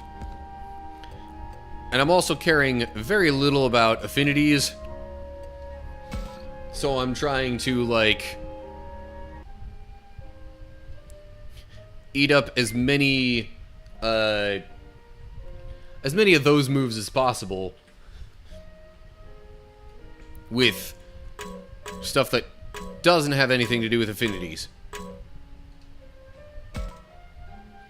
Also, speeding through dialogue here and there, I must never have had this conversation before.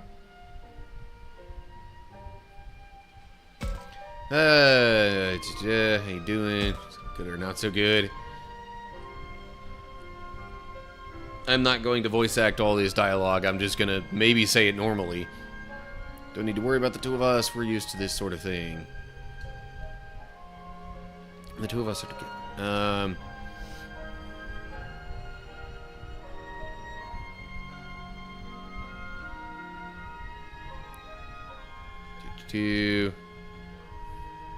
It's a little noisy with all these people are.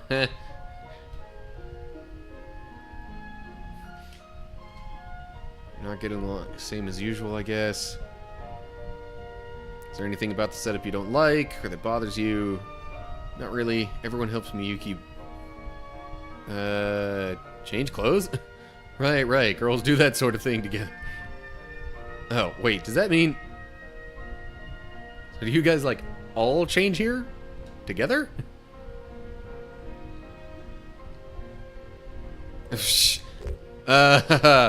Oh, man.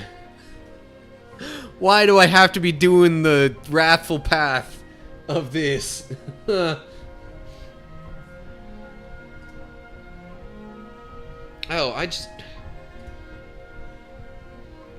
YouTube did not save the fact that I'm playing Digimon Survive for this stream. There we go. Okay. Why did I would never say this to make myself look so suspicious in real life.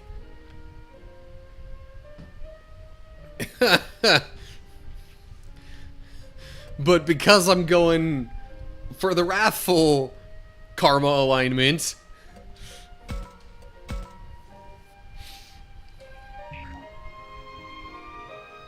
I have to make Takuma sound like a bit of a perv.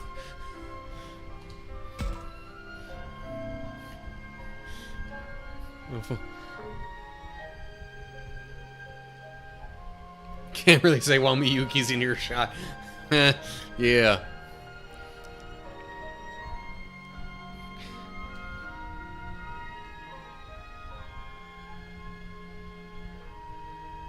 Eh.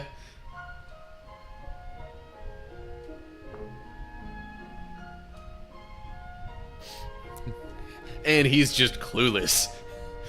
Is it really just because he's that young, or like... Anyway.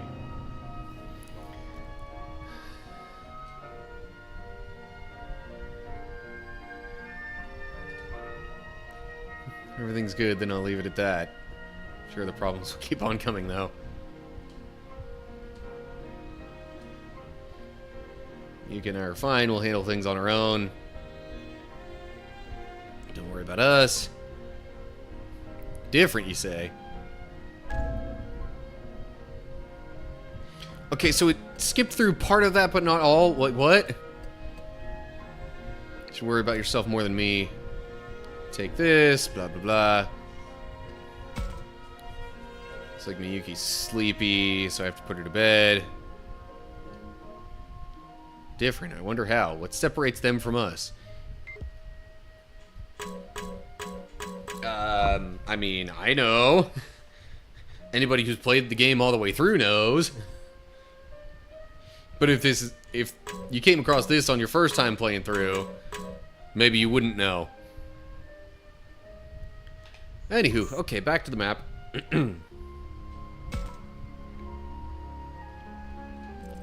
Quick, save that. Well, I guess anybody I talk to, I have at least a chance at increasing their affinity at this point. Might as well start with Mew, because she's the newest addition to the group, and therefore has the lowest affinity. Yeah, but I've had this conversation before. Maybe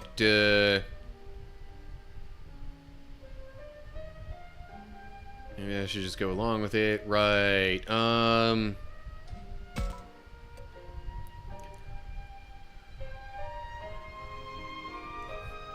I forget what the correct affinity choice is here, nor do I really care that much.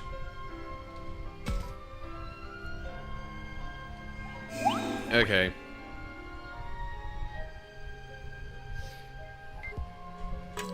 Figures you play along with it, and...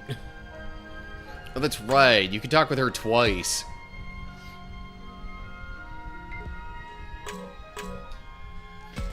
Because there's a thing with Gazimon later taking some items, and hers is one of them.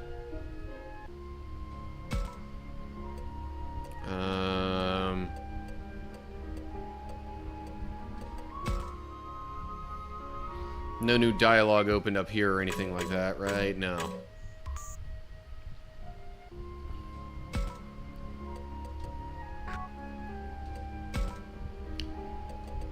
Okay, just double checking. And then... as far as affinities and whatnot go, I mean, Ryo's not here anymore, so I can't bring his up. So we've got Kaito and Saki are next. Again, not that I care that much, but I'm also trying to, like, not go super hardcore on one character's affinity in case I do make the right affinity choices there. So... I think I'll talk with Saki first.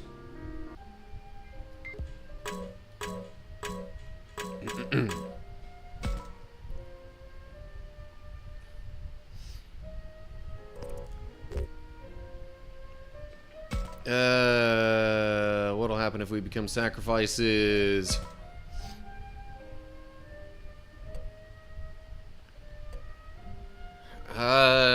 Forget if I was supposed to try and spin that positively. I'm pretty sure she doesn't like the I don't know answer.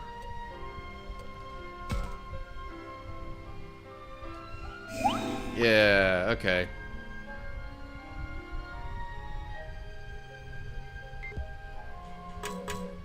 But that's very much a maybe kind of thing. Which is why they don't ultimately just do that. Oh, I can... There's another time consuming event in the gym. Oh, wait, is this the one that I think it is? Yeah, that's right. It's where she's like changing clothes and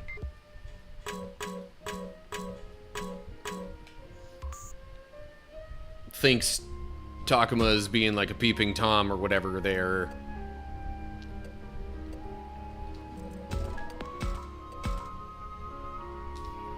Okay, chat with Kaito.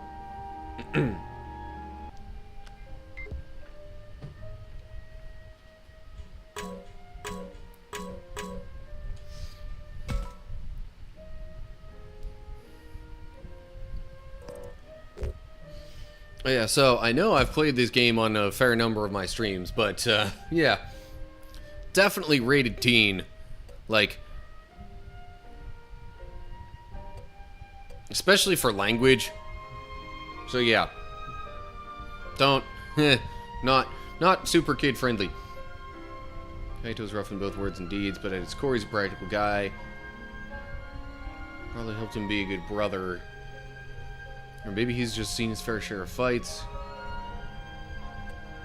This is where I'm just trying to think of something to say to him. I'd say he's pretty... He probably wants me to say that. Yep. And he blushes a little bit because we get to talking about Mew and... Oh, and then there's an extra thing for him. So maybe he loses an item too. Maybe his thing was the can of beans. I remember a can of beans being involved.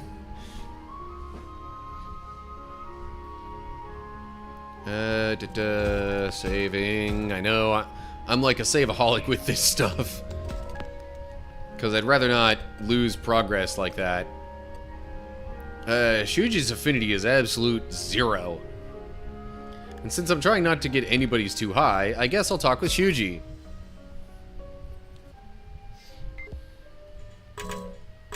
Although, maybe earlier on in this playthrough I was intentionally keeping his affinity low.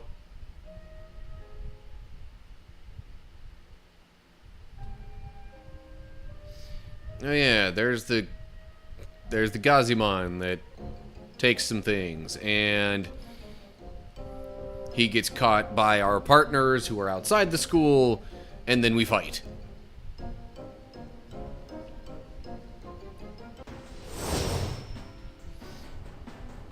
And I have to at least use Agumon for this. Lost condition. Destination reached.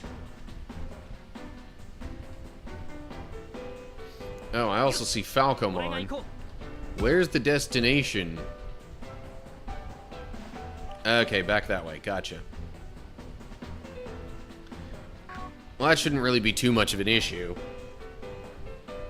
In fact, I almost wonder if I could auto-battle this.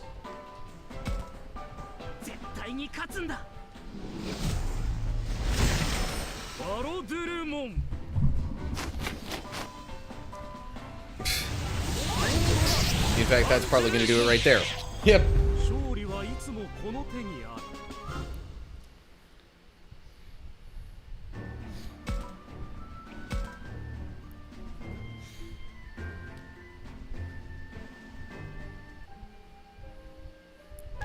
So, yeah, in other news,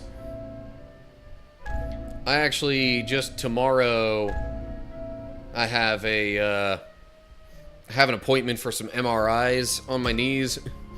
I know they did x-rays earlier, but just to make sure there's no, like, muscle or other related stuff going on around there. That's why they're gonna do some MRIs. Assuming that those don't turn up anything new, then I'm gonna pretty much, I guess, do some kind of physical therapy to help the pain that I've been feeling in my knees. I don't think...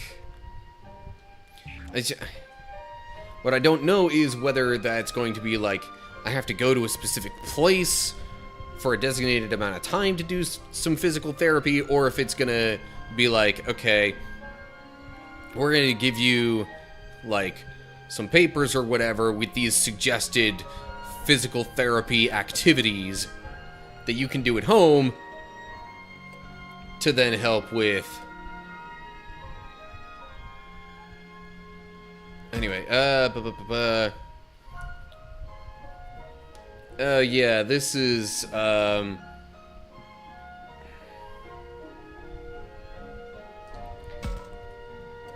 this is dialogue where we're trying to get Shuji to be nicer to Lopmon. Pretty sure this ends up being the preferred option. Almost turn it into a, hey, Shuji, here's a chance to prove yourself as a leader kind of thing. If you think Lopmon's really so useless.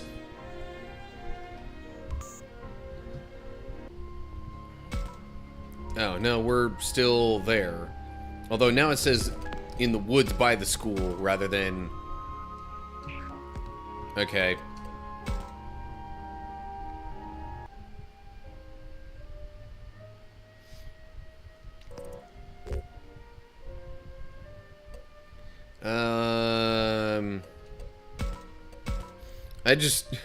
It's practically a force of habit at this point.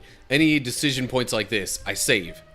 Anytime I go out to the main, you know, overview map, I save. Oh, this is like... He takes it as I'm calling him into question when I say that.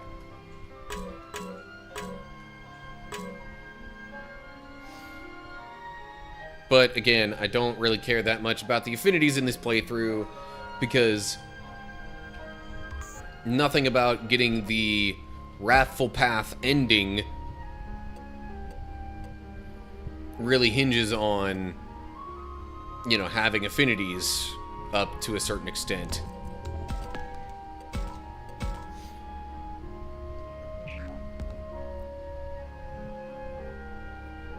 Alright, stream's bugging out a little bit again, but oh well. Agumon, what's up? Okay, whatever.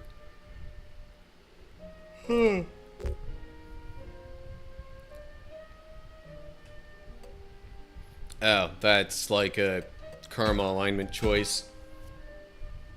Which honestly, the top option doesn't sound too bad anyway.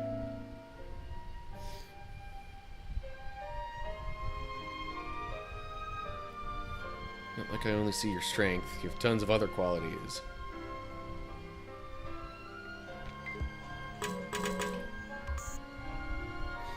I'm really just trying to, like, speed through a bunch of this to progress things to get to the actual, like, Wrathful Path specific story. Oh, hello. Camera reveals a large sincerity melon. And an earnest banana.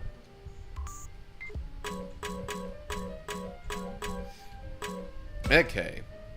It's obvious how screwy things are between Shuji and Lopmon even from the outside. I wonder how Haru and Miyuki are doing. They'll be okay, they'll all disappear at any rate.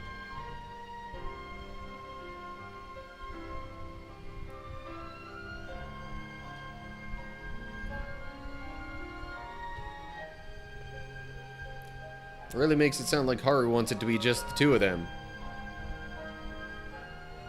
I get the feeling it's not my place to ask. Let's let them have their talk. Okay. So nothing really happens there.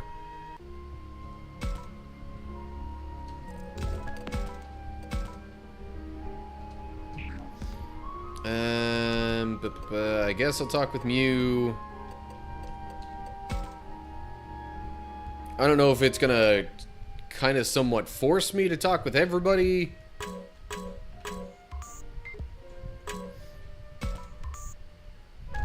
But in case it doesn't, I'm going through the, you know, list of increasing affinities. Should I say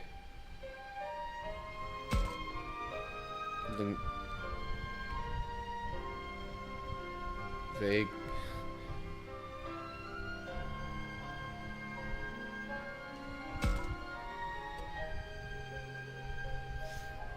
I don't know if I've given this answer before. Okay, well, that was the good one, so whatever.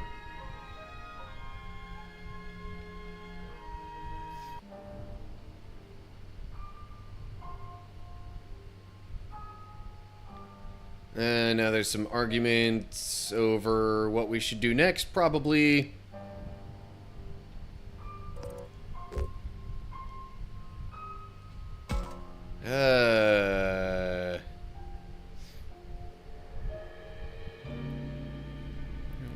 All go back together. No one needs to be sacrificed. That's the best case scenario for sure. So they're trying to sort out what to do here. Let me save real quick, but also I don't know if this really has anything to do with affinities, but just in case. Kaito's at 38. Muse at 26, unsurprisingly the lowest.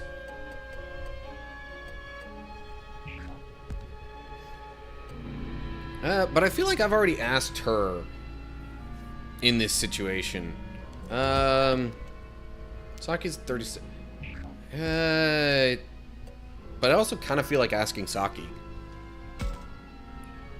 What do you two think? And then I'm curious. Okay, maybe I did ask her a previous time.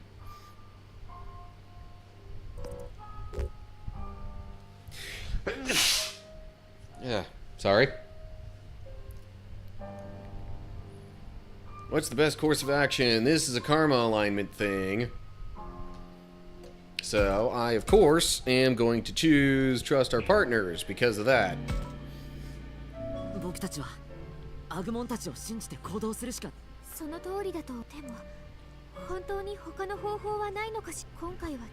if we take the dangerous path, even if we take this dangerous path, we must always be aware of our own safety. Blah, blah, blah. His opinion should I listen to here?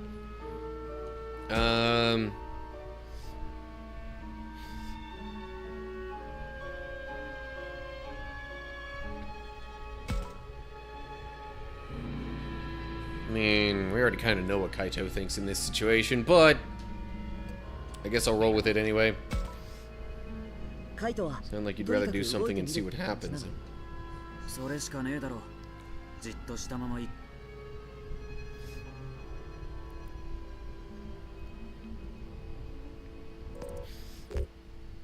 Oh, right. Sure it's dangerous there. We can't just leave here. Can't just leave you here on your own either.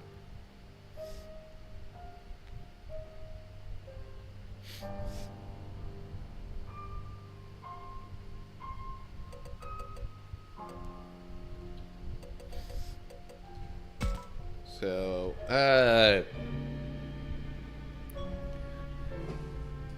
none of what I'm trying to do would seem to be dependent on Minoru's affinity. So, I was like, just in case, I'll side with Minoru on this.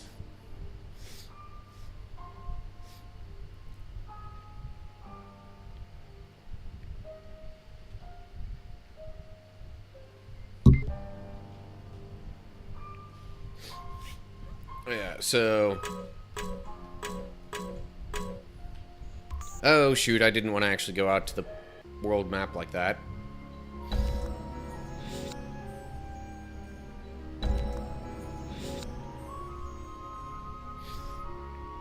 Let me go back to where we were.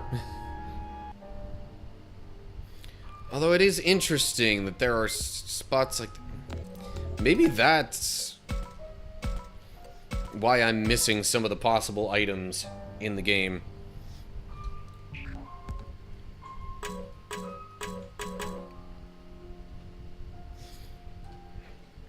So anyway, other stuff going on for me.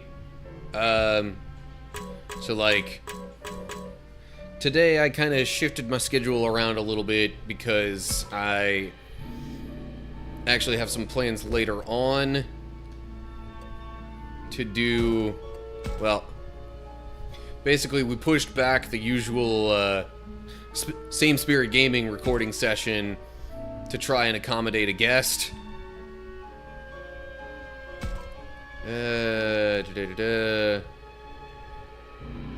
Sorry, new dialogue, I guess. No time for dissent in the ranks. Trying to get Shuji to calm down. Anywho.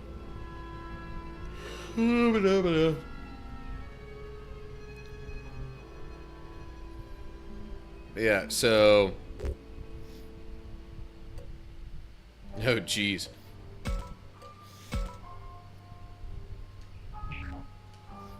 Yeah, so to accommodate that arrangement... 不満があるなら今ここで全部ぶちまけてすっきりさせよう。いいよ別に。おい、僕の話は終わってないぞ。時間の無駄。Oh. Okay.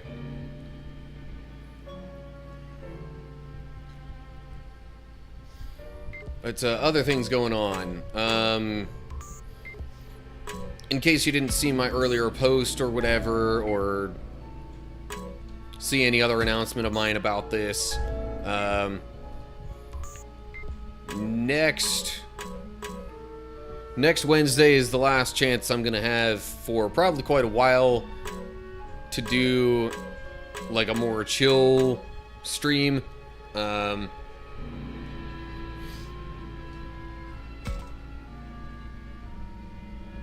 Because the following Wednesday, I guess the school year picks back up between now and then. But in any case, for me, the youth group that I volunteer with is kind of kicking back into the school year with, you know, that next Wednesday, and you know, since I volunteer there, that means my Wednesday evenings are kind of full once again. Sorry, guess leaving Shuji here on his own is an option to consider. Get us all back on the same page, that's for sure. Aoi doesn't seem to like the idea, though.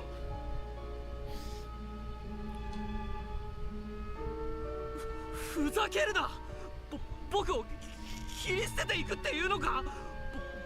course, Shuji doesn't like it, because he's supposed to be the leader.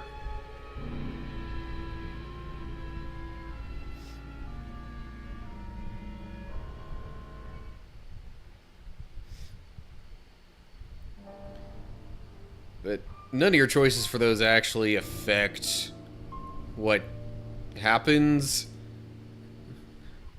ultimately within the game anyway. Yeah, now there's this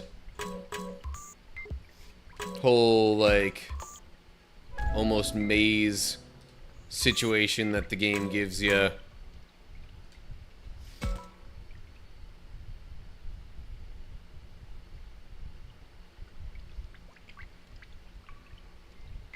Fake Agumon there.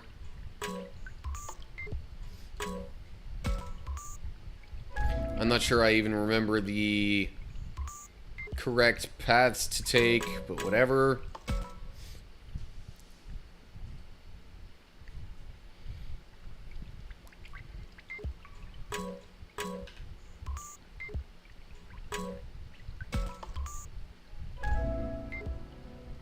Nothing in the water here? Okay. Sometimes there's something to be found in the water in this area. Although I think maybe that comes a little bit later. Like, after we've found all the characters, or all the other human characters,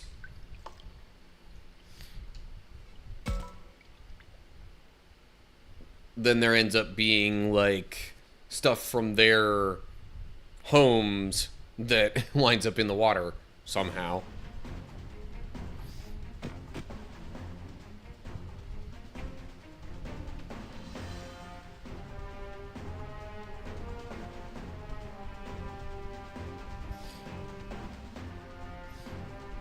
Yeah, that's right. Because the one on the left is all like itching for a fight.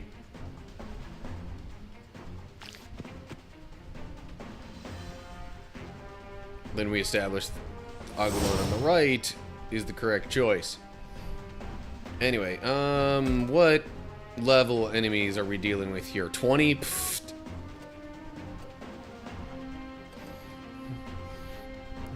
Agumon could basically handle this on his own then.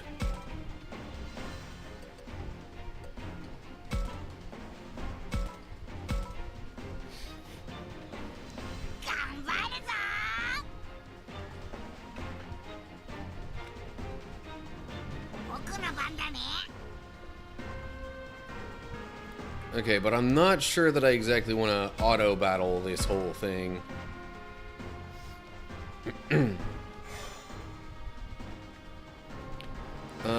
Real quick. Digimon is apparently weak to Earth? I don't think I really have an Earth option here. Closest thing to that would be Tuskmon. Or, Triceramon. But Fang Longmon's gonna be stronger anyway.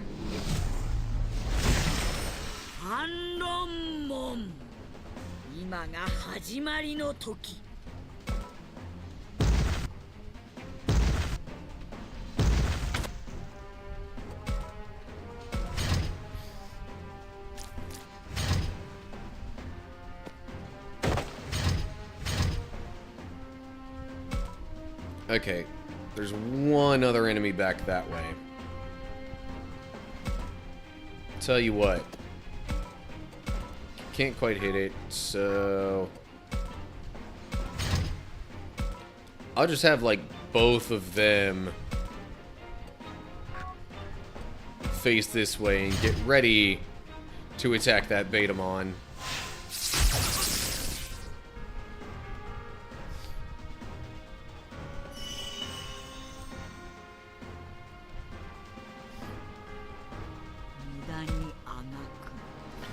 But yeah,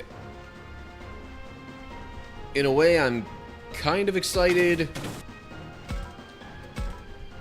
for the, you know, for the youth group stuff to start back up again. We got new, like, youth directors at our church, so I'm interested to, you know, see how they might handle things. Or maybe I should say how they might just do things in general.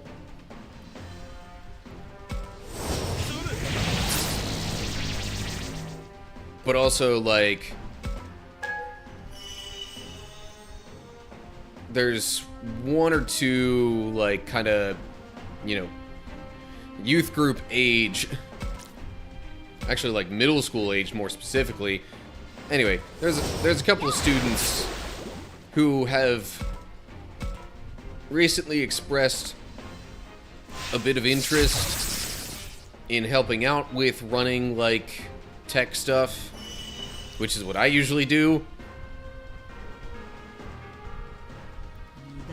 So I'm also kind of I'm mildly excited for that possibility as well.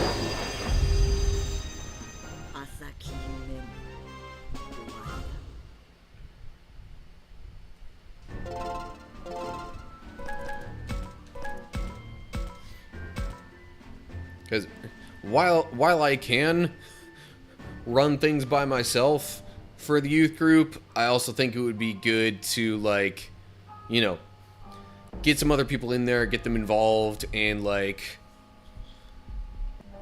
even kind of help some of these students maybe see some ways that they could, you know, help in ministry stuff in the future. Because not every ministry role is necessarily straight up like, oh yeah, you gotta be a youth pastor or even senior congregational pastor or anything like that.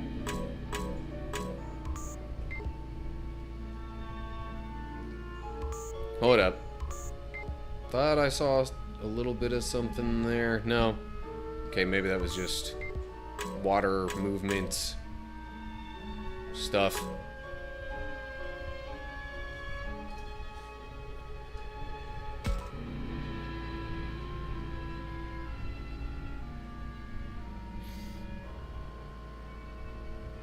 Da-da-da.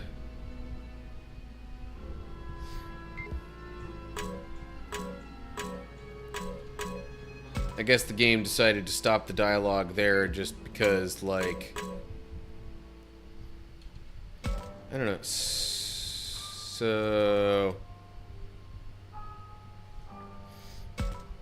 yeah, that doesn't seem like anything new. I'm not 100% sure why it stopped the dialogue there, but maybe just because that's sort of an important moment. Branching path, go right, go back. Well, I'm definitely not going back. That's not going to be helpful in any way.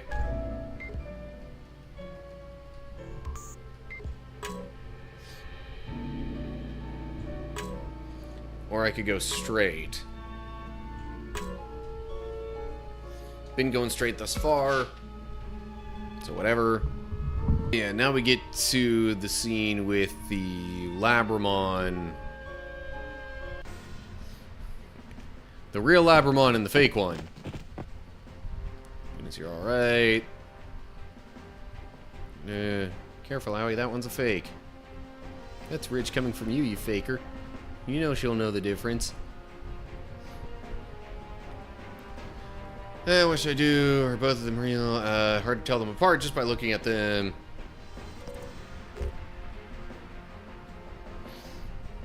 What describes the real Labramon?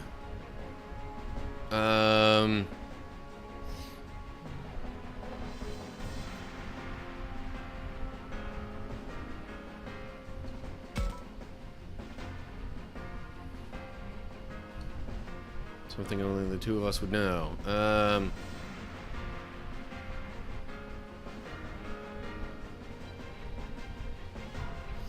Okay, yeah, that's the one that's the one that clearly sets them apart. Right.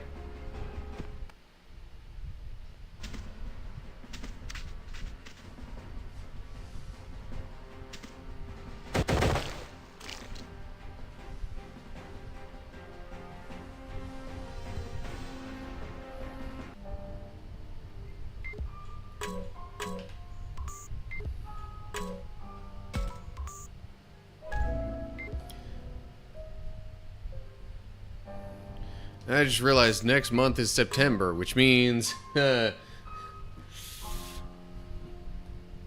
I have any notion of doing the quote-unquote shorts-tember thing like I did last year, I'm gonna have to, like, mentally prepare for that. I don't know for sure if I don't know if I'm gonna be able to pull it off as easily this year. Not that it was easy last year, mind you. But this year, it would be even more difficult. Because, like, I'm already posting videos, like, every day. I think when I did it last year, I was only posting, like, 3 a week.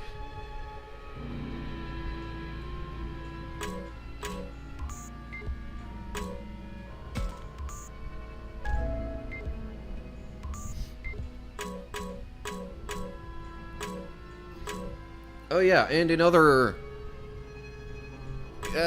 not so related news, I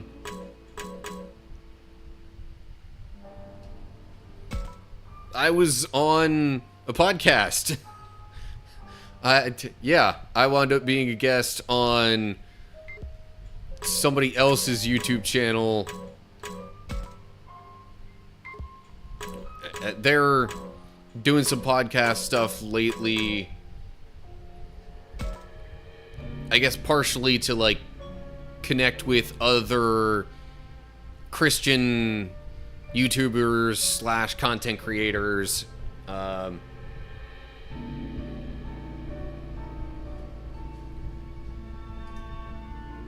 So if you're interested in checking that out, you can, if you look up Maddie Might, though, that's the name of the channel. M-A-T-T-Y, so we're clear.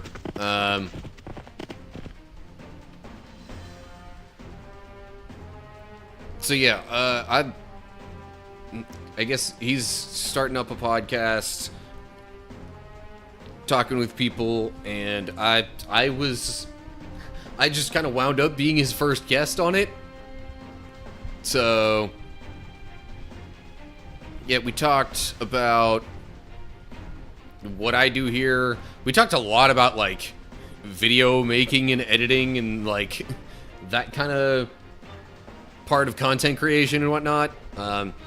It did get a little bit into, you know, my background, why I do this, and just some of the influences that, you know, led to that.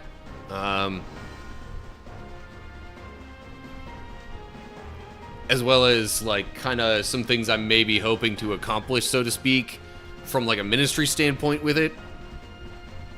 But anyway, yeah, it is kind of long, so I'm trying to remember. There's really only like a few select parts where I actually do much talking. So like from about minute 4 to 14, then from about minute 29 to 32-ish, and then from about an hour and 5 minutes to like an hour and 13. So out of, I think like the whole hour and like 40-minute thing in total, really the main highlight points that get into me, my channel, what I do, why I do it, and that kind of stuff is really like, let me do the math on this here. So that's like 10 minutes there, about 4 minutes there, and then about another maybe 8 or 9 minutes there. So it's like, really, if you want the condensed version within those time frames, it's all of about like 23,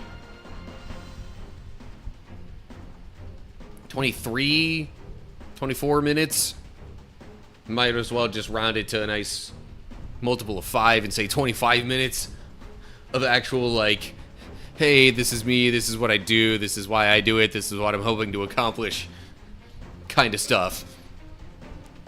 Anyway, okay, back to focusing on the game.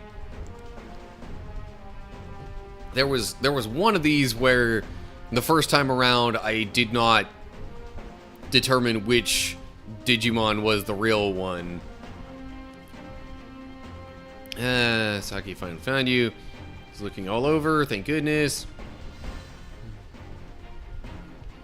Careful now, that one's fake. She's lying, I'm the real one. And this is where we try and come up with something for Saki to say that would determine which one's real. I'm pretty sure that would be the, I mean, especially from the perspective of having already completed the game, That seems like that would be the biggest determining factor. Fake Floramon scolded you for having secrets. The real one wouldn't do that.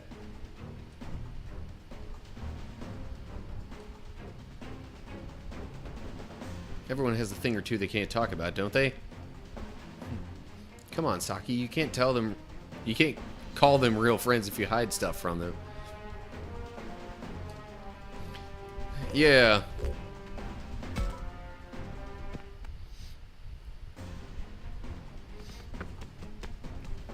That one I'm pretty sure I got the first time around just because of the context clues of what the fake Floramon said before. And it's still letting me use 2 wild Digimon. So, might as well pick my 2 lowest leveled ones.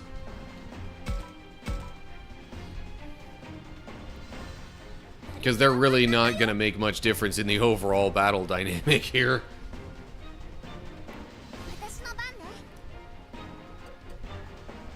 Yeah, there's no talking with foes in this one. Actually, you know what? I might be able to just save a little time and straight auto battle this.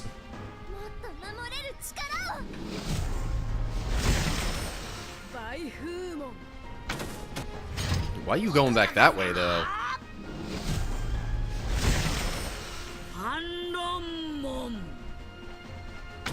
Why are multiple of you going back that way?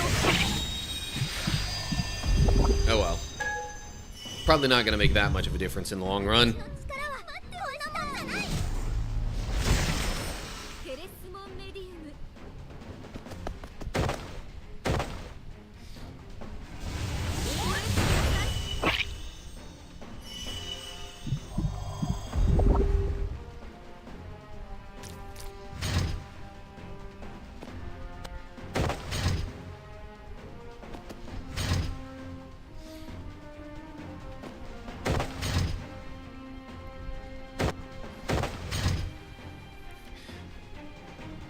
The fact that I'm just, like, letting the game practically play itself, I realize may not necessarily make for the most interesting live stream. I apologize for that, but like I said, I'm really just trying to get through this so I can get to the actual, like, new story stuff within the Wrathful Path ending. But that doesn't come until, like, Chapter 9 of this game. I'm currently in Chapter 5.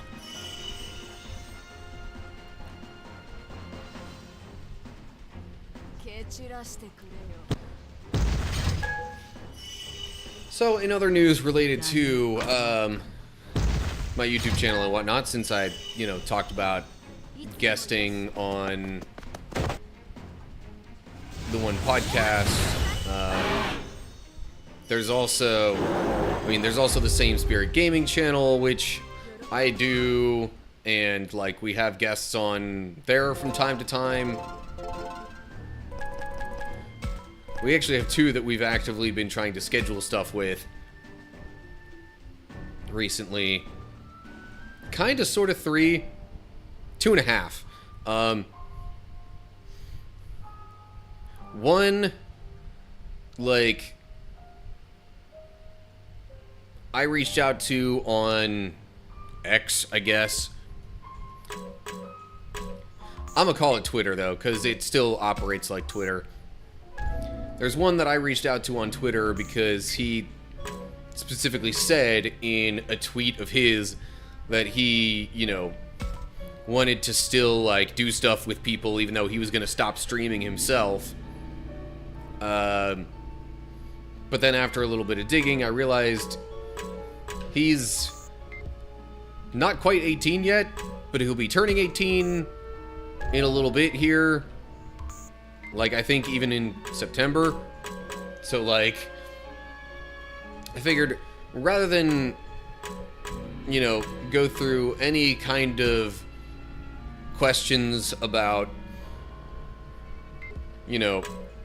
having to tell YouTube that, hey, we have a minor in this video, rather than worry about whether or not we're supposed to do that, because of the because of the time that would be, you know, between the recording and the actual publishing, we figured it's better off to just wait until he turns 18 next month, and then and then just do the recording after that. Man, okay, my throat is doing weird stuff that I don't like. And it's not just like my throat's sore kind of stuff.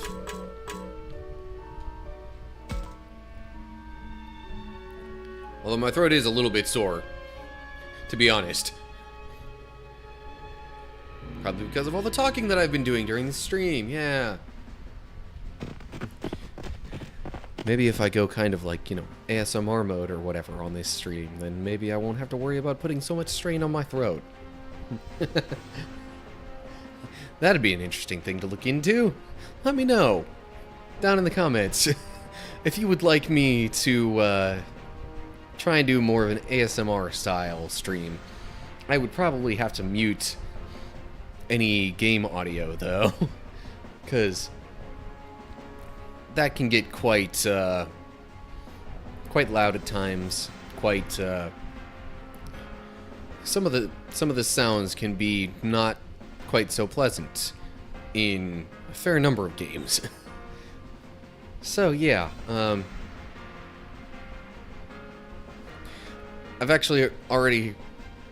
heard there's already someone who's like an ASMR gamer who puts out videos like that on their channel. Maybe it's something I should look into to see if, you know, I think I can do it better. But anyway. Anyway. You, glad you were talking about the others. You okay? You're not hurt, are you?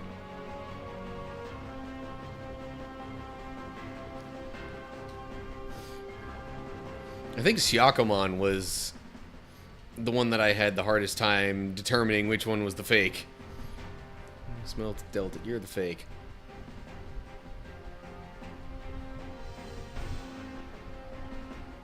Must be something like the others to help tell them apart. Can I go like way back?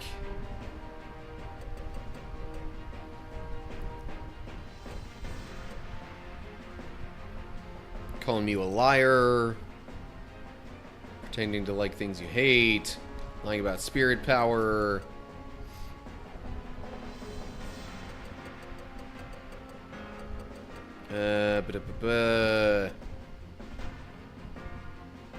Says she's a loner.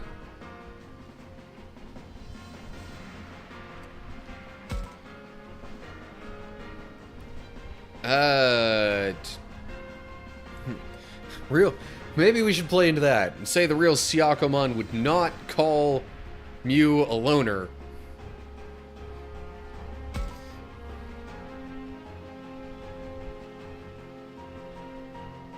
Because, I mean, the fake one previously called her a loner, so I don't know.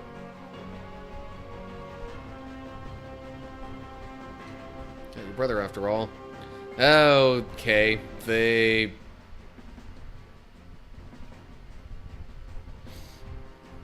Agumon and the rest. You got tons of nice people around you.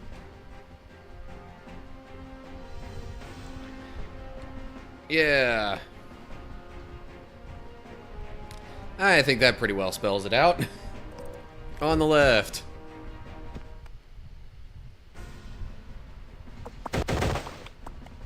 Also, I wonder if it's always... Like, is the real one always in the same spot for this?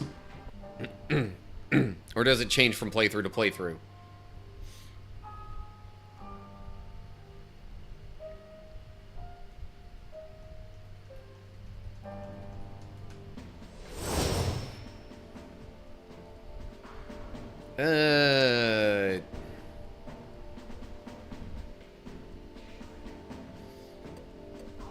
honestly, level-wise, none of them are really that far apart from each other. Plus, it's probably not going to take very long if I go on auto battle anyway.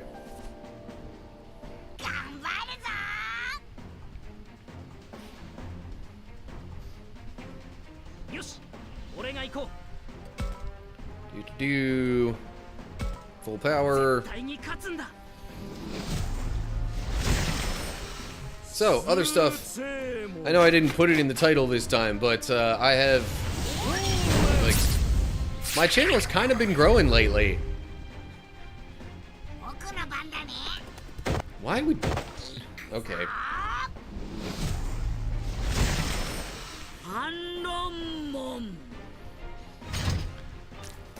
So I think last time I looked at my analytics, I had gotten like 13 new subscribers in the past month, which is nice. That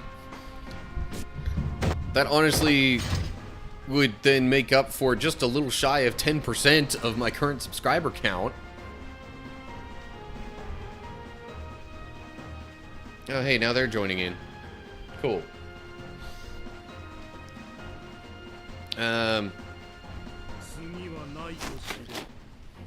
But yeah, so like, I might, even though I got off to a bit of a slow start for the year, I might be kind of back on track to reach my 2023 subscriber goal, which, by the way, is getting to 200 by the end of the year. Shoot, if things keep going at a rate more like what they have lately, combined with the extra, you know, boost that I got last year from Short's Timber, then who knows? If I manage to get up past 250 before 2023 ends, then I'm gonna have to do something special with that. That'll either be my incentive to officially start, you know, a Patreon or whatever.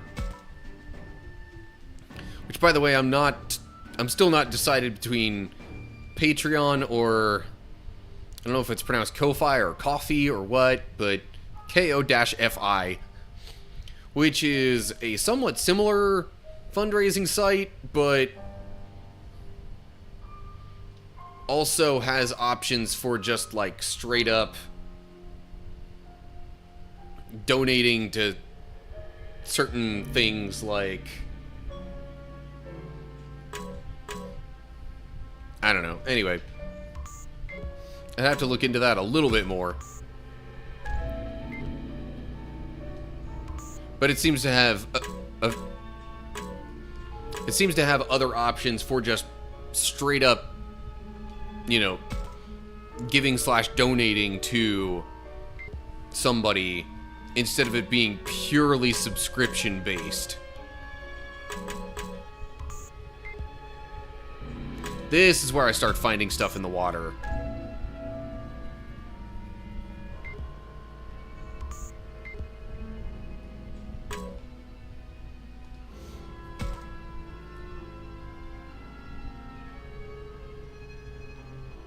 Oh, and now we found Shuji. Albeit briefly. I think it's only in that one kind of room or whatever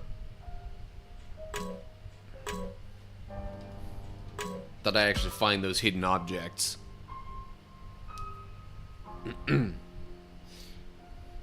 Oh, hey. And we're about to... Okay. Pretty soon here, I'm thinking we're gonna get to the next... Hold up. I think findings are our only option. I doubt they'll give us the time. How do you know? They could be way nicer than you think. Yeah, right. いや言動だって相当やばかったし。でもサキさんの言う通り Can't take such an aggressive stance without knowing our opponent. それは But anyway.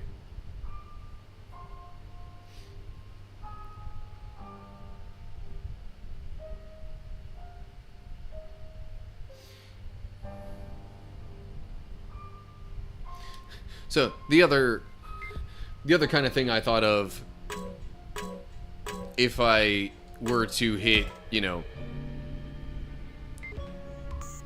250 subscribers before the end of the year, would have been like, hey, maybe I'll grow my beard back out or something. Maybe let the viewers decide on something like that, like grow out a beard, get a funny hat to wear on stream, or something. I don't know.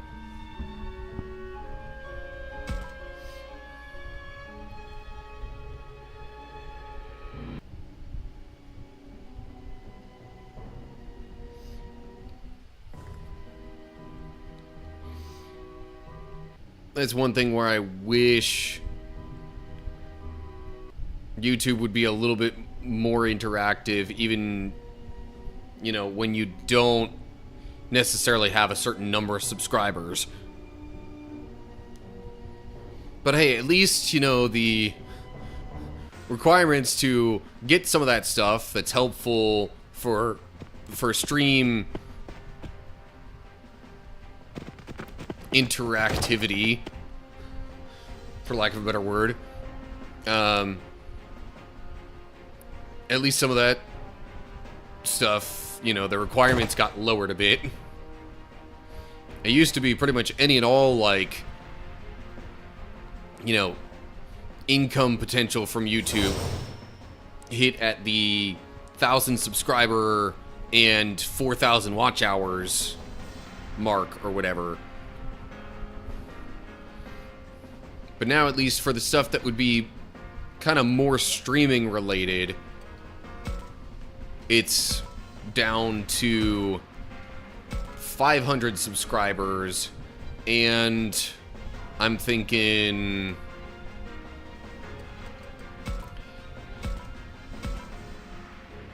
it still might be like 3,000 watch hours.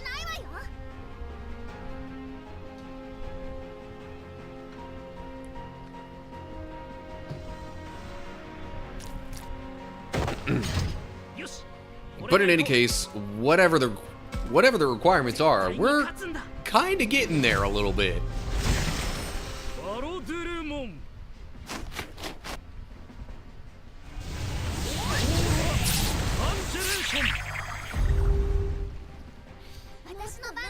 And also,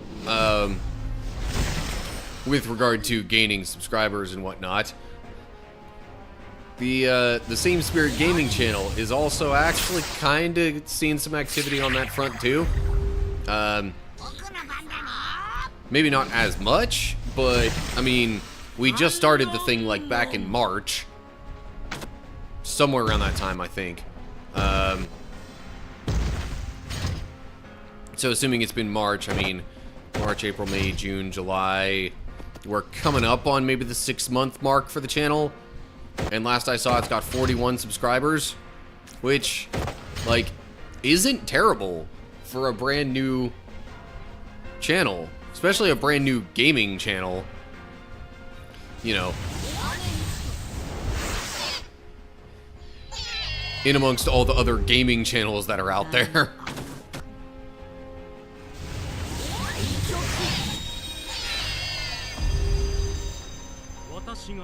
Alright, real quick, while this is going on, I'm gonna get a little bit of something to help with my throat. Like, it's feeling pretty bad, and it's not just the regular sore throat stuff either. So, yeah. Give me a second, I'll be right back.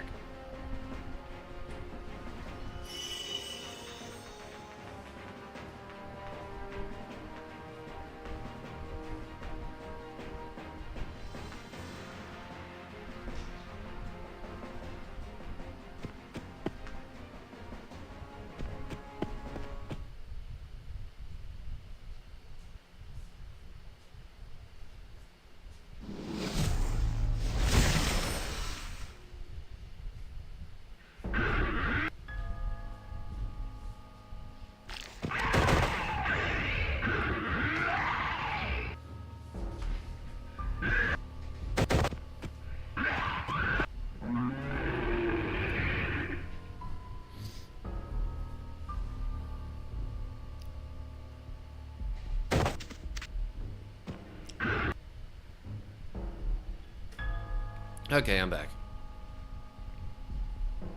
Yeah. I don't know why, but for some reason,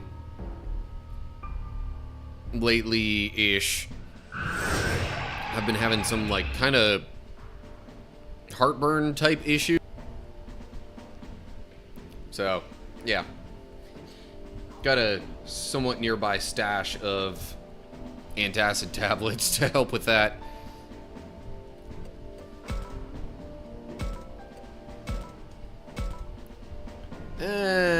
I could use the other partner Digimon, but meh. They're not really at any higher...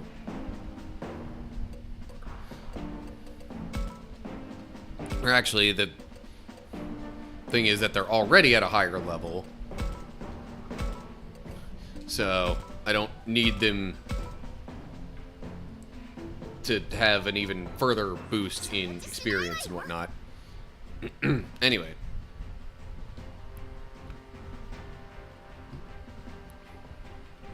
Yosh!